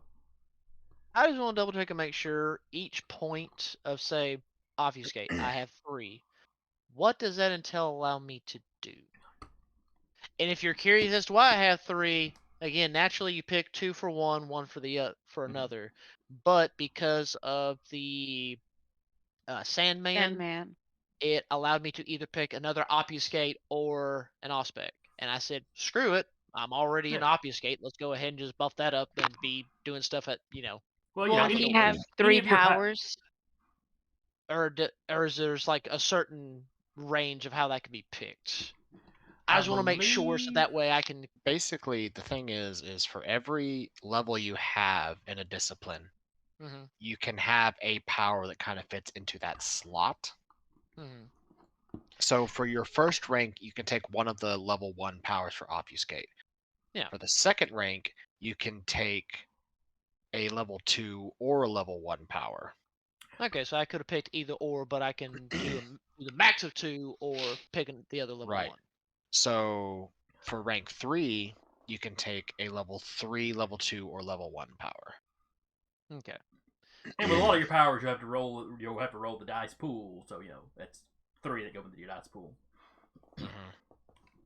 Okay. I'll look back over them, see if they have any particular attributes Okay.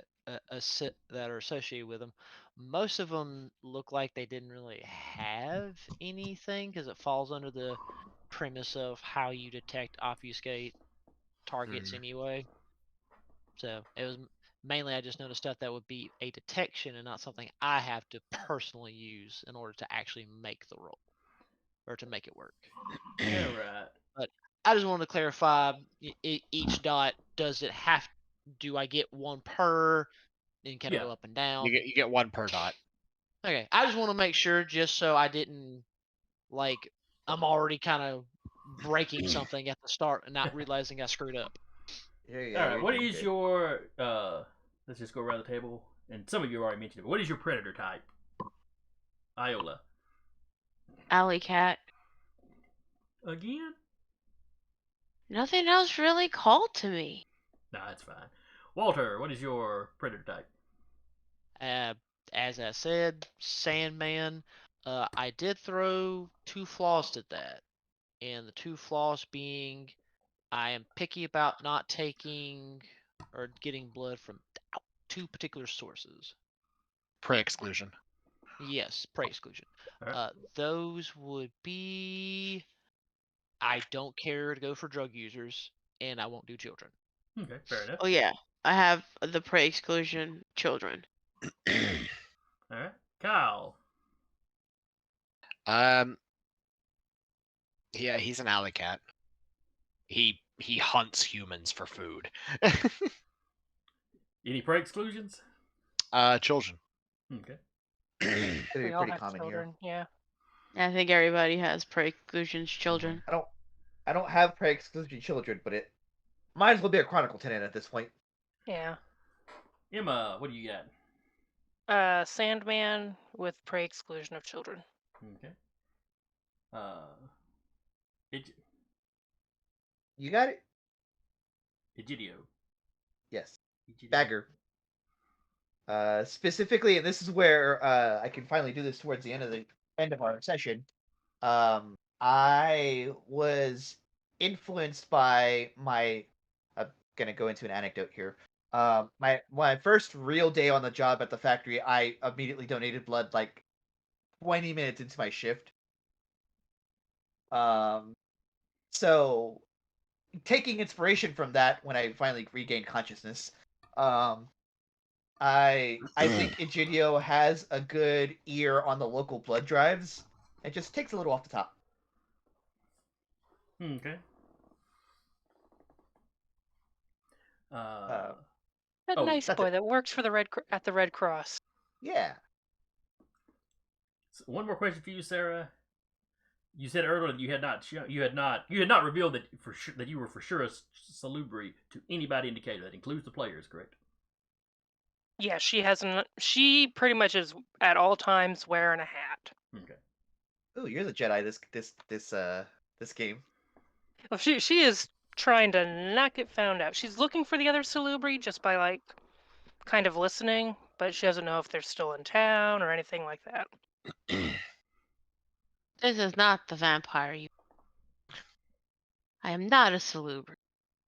Oh, while we're talking about stuff for characters, Mhm. 2 things about Kyle. that kind of fit into his kind of theme. One, the whole thing about not being controlled. He does have bond resistance. Okay. That fits in with it Um, conceptually. Also, he has the merit of Bloodhound. Now, what does that do? Not for a Is that gangrel. literally a tracking thing, or? It as long as he is within olfactory sense of kine, he can figure out what their blood resonance is just by being able to smell them. Oh, okay. So he can hunt down specific blood resonances when he's hunting. That could be useful.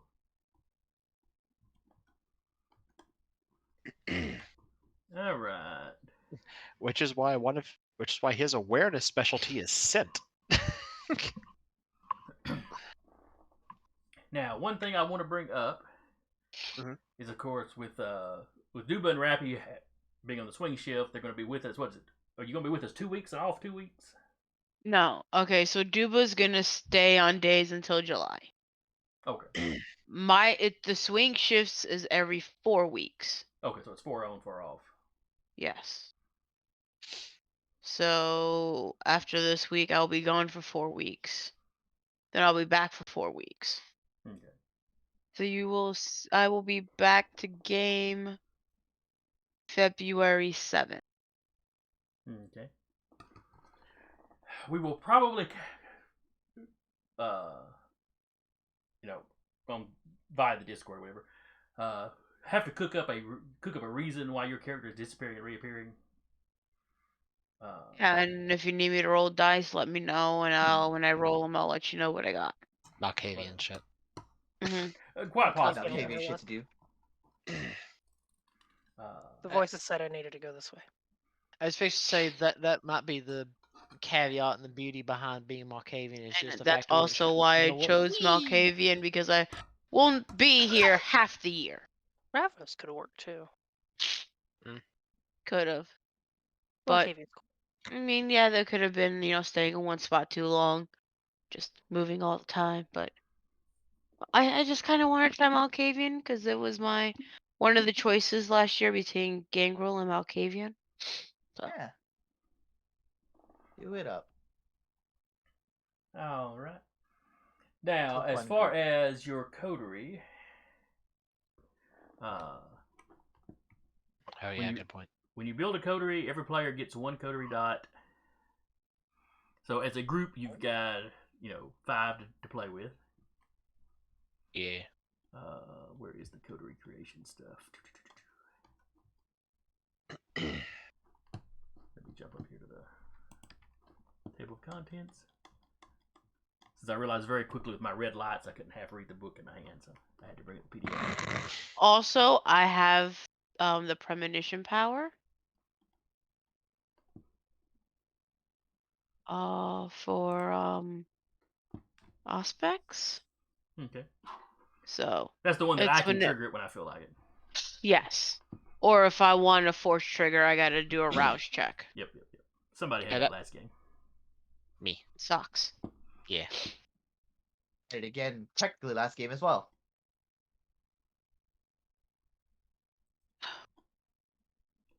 I mean, you had it also last game too, Deca. I did not take that. Oh, you didn't. Yeah, I was No. the only one with Auspex. Oh no. We're I talking meant, about premonition. Like you literally was able to talk to somebody, aka in the Star Wars one, like your dead sister. Or, Yeah. Oh, they were saying you had a similar power in the previous campaign, not the Yeah. previous vampire game. Yeah. Okay. Yeah. Either way, like for nearly two games, you basically had the ability of DM, give me the ability to know something. Ah. Anyway, let's get Fight back to it. beyond sight. We got like 15 minutes.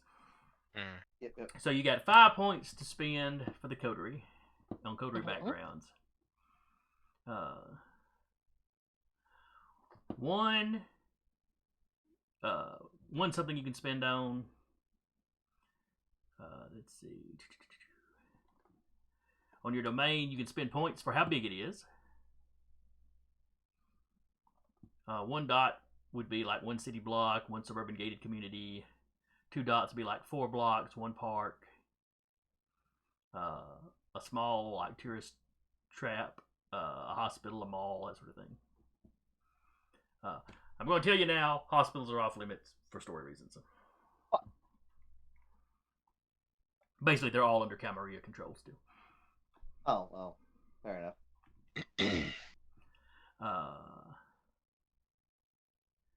3 dots is like 8 blocks of both sides of a major street.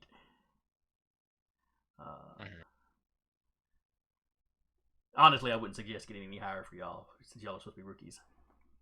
Yeah. And then you've got Portalon. I'm not sure I'm saying that right. And that trait describes how secure your domain is. I know you had a few points in that for the Jones Valley coterie. Yeah. It basically gives you bonuses to pick up on intruders, and it makes it harder for them to like spy on you and all this kind of stuff.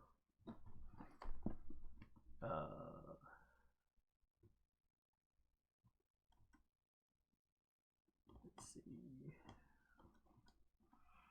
Then you've got coterie types, which gives you a suggestion of things you can buy, and you can also buy like just regular backgrounds that fits on this stuff. Yeah. So the coterie could have an enemy, the coterie could have a herd, etc., etc. What is the lean? That's sort of how integrated you are. Oh, that's right.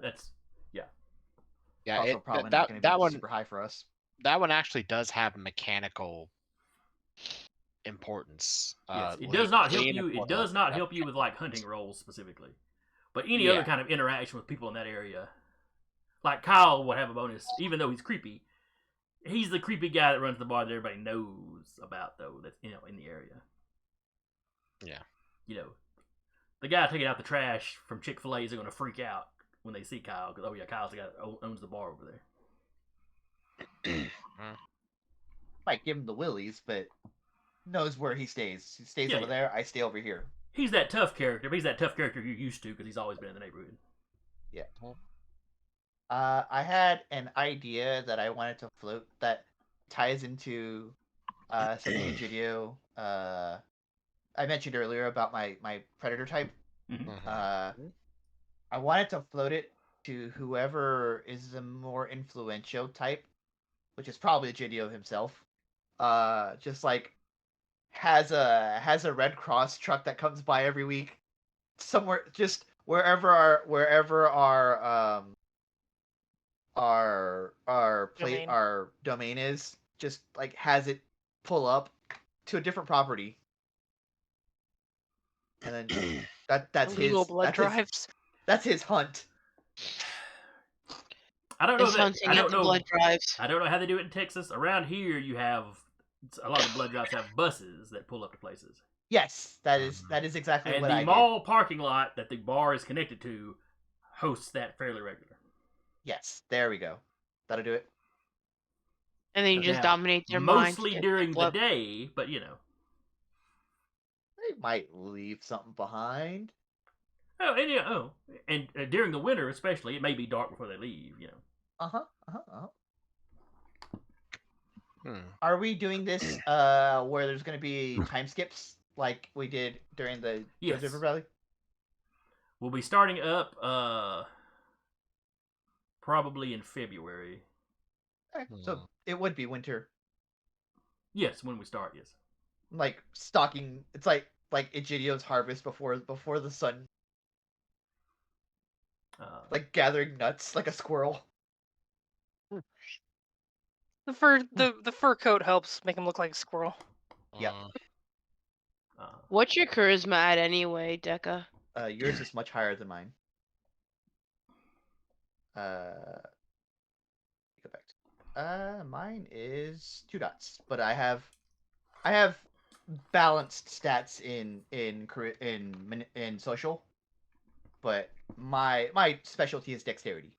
All right. Actually, Now back to your back to Yes. the Domain. coterie. What do you want to spend your points on? Do you want a domain? well, so the whole point of the blood drive thing was to say that's my herd. Do you have Oh. herd? Do you have the herd background specifically for your character? No, I do not. Okay, so that is something you would like to take for. For the coterie, All right, so that'd be 1 point in herd. All right. if that is okay with everybody else, it's a group effort, of course. I mean, Technically, I think each of you is in charge of your own point. Okay, then, But I mean, yeah, there that'll should be my some contribution. discussion and stuff. But I mean, Then that would be the Alright. thought that he would all right. like. All right. So Jeremy would like 1 point of herd. Mhm. Sarah, what would you like your coterie point spent on? The security. All right. I forget which one was that. Ah, yes.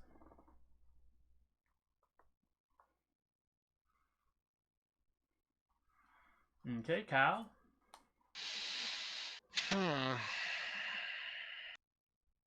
Trying to decide between Chas or Portalon. Because him being him, it's security or this is my damn domain.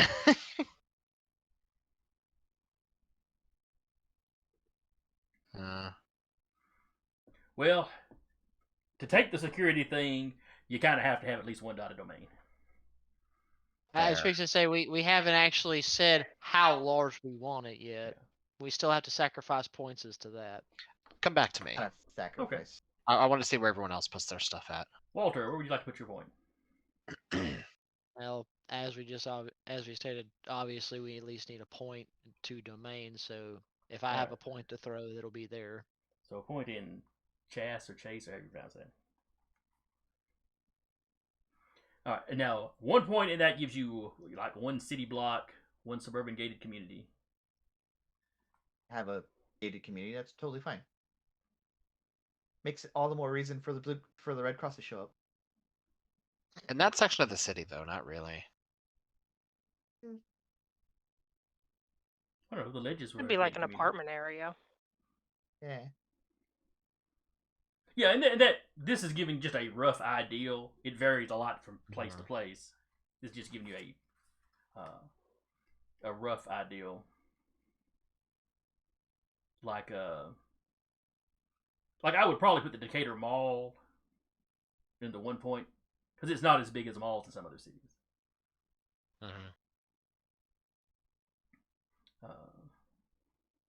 But it could also be like I know there's like a retirement apartment complex thing close to the mall, the Presbyterian Towers or whatever it's called. So something like that, even though geographically it's a very small area, high concentration of people. But anyway, so you've got at least 1 point in there.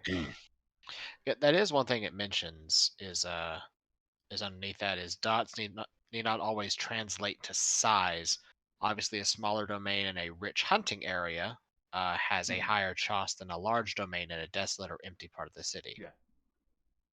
Like in the Huntsville game, we had a massive domain, but not a lot of hunting ground. I don't know what you're talking about. There were a bunch of deer in that area. Some that There decided were. to sucker punch Jolene occasionally, but you know. There were, and I was driving home through that area one night, and there was 1 less deer afterwards. And I had 1 less car. The deer giveth and the deer taketh away. Yeah, the assholes like that. Eric, were you gonna put your point somewhere else now that you know that we have at least 1 dot in domain? I was like, come back to me last, and I'll. Okay. Rappy, where would you like to put your point? And remember, you can buy regular backgrounds with it. Well, like Jeremy put a dot in herd. You can put a dot in contacts. You can put a dot in followers. At least I think followers is the background.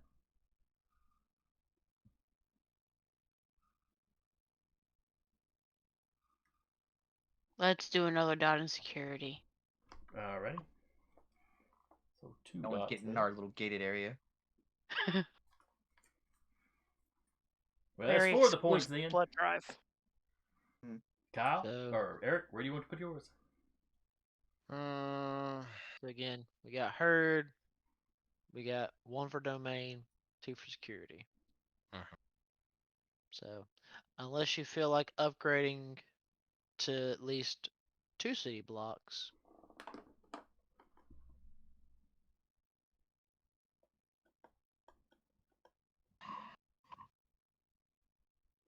With the 1 point in Choss that we have now, what does our hunting grounds look like? I A would gated give you. community? I would give you the mall and kind of the surrounding area. So your bar, the Chick-fil-A, whatever other restaurants are kind of outside the edge of the mall itself, maybe that next parking lot over, which I know isn't actually helping you, but I'd have to pull you up a map later. But it'd be that That's- kind of area. I mean, that's city blockish sized. Now that's the thing though is if it is the mall, they don't stay open terribly late. I don't believe.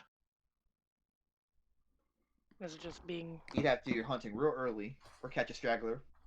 also COVID times? Yeah. That too. Not that we as characters know that that. would not be something your characters would have any concept of. None of you are Yeah. old enough to remember the last pandemic.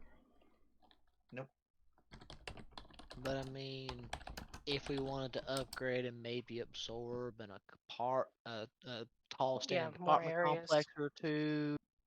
you Okay, know. the Decatur Mall presently stays open until 9 p.m. Okay. Not bad. Yeah, it's about average.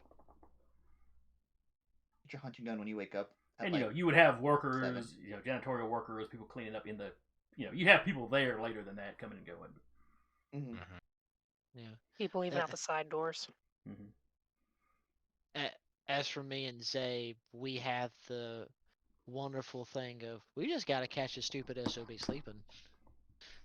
Gotta catch them sleeping.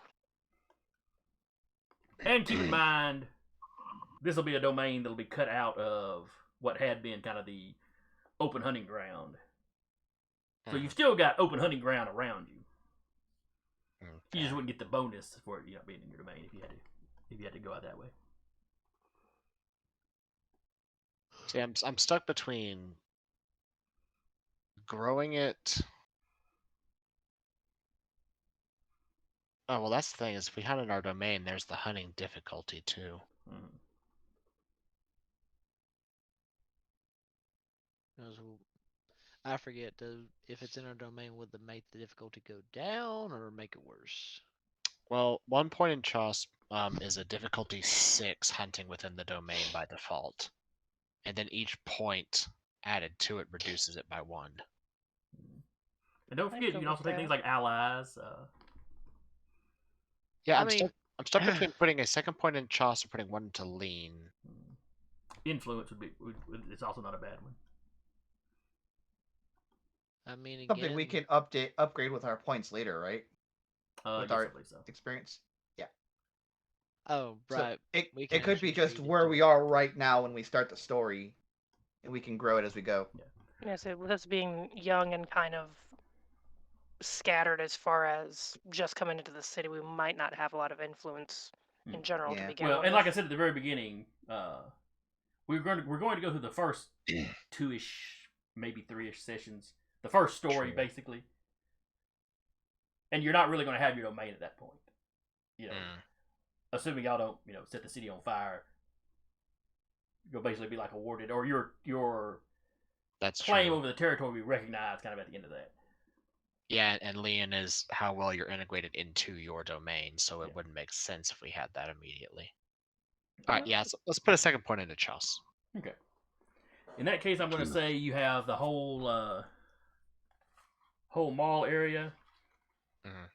and the apartment complex that I mentioned that's like kind of right behind. Okay. And probably the fire. I mean, I'll look at what else is in that little area, that little next step over. Yeah, and having the apartment complex gives a place for the Sandman hunters to hunt as well. The sand peoples. Mm-hmm. And that does reduce No the base relation. difficulty by 1 to 5. So It's just funny because literally, if you depending on which one you choose, since I chose stealth to get a specialty in, I get break in. So it's just like, well, Same. it's like, well, time to get in here. Imagine my big guy trying to use a lockpick. It's just like, nah. Don't worry, Hey. I'll call maintenance for that door later. Hey, Deca. Yes. Looking at the map, there is a blood center in the domain. Life Perfect. South Community Blood Center, blood bank. There we I had go. forgotten about that. Yep. Wow, That's probably why they that kicked the played bus out there. better than we thought. That So played out just- so perfectly for all of us. Just to see, as base roll. I forget, what is the dice in this one? D10. D10s. D10s. That would not be a successful hunt. I would have missed it by 3. Well, we'll keep going Yeah, as you we can't go. win them all. Yep. Yeah, that's fair. That is one thing that Emma will be making sure is that everyone eats, because if she uses a power and someone is at hunger 4 or more, they have to roll to make sure they don't frenzy. She smells Ooh. extra tasty. She smells like a Capri Sun. She is a snack, literally, because she might get eaten. Thinking back to Alexander and his rasa, he just picks up Hold my occasionally rat. like, oh my rat, I need to take a sip.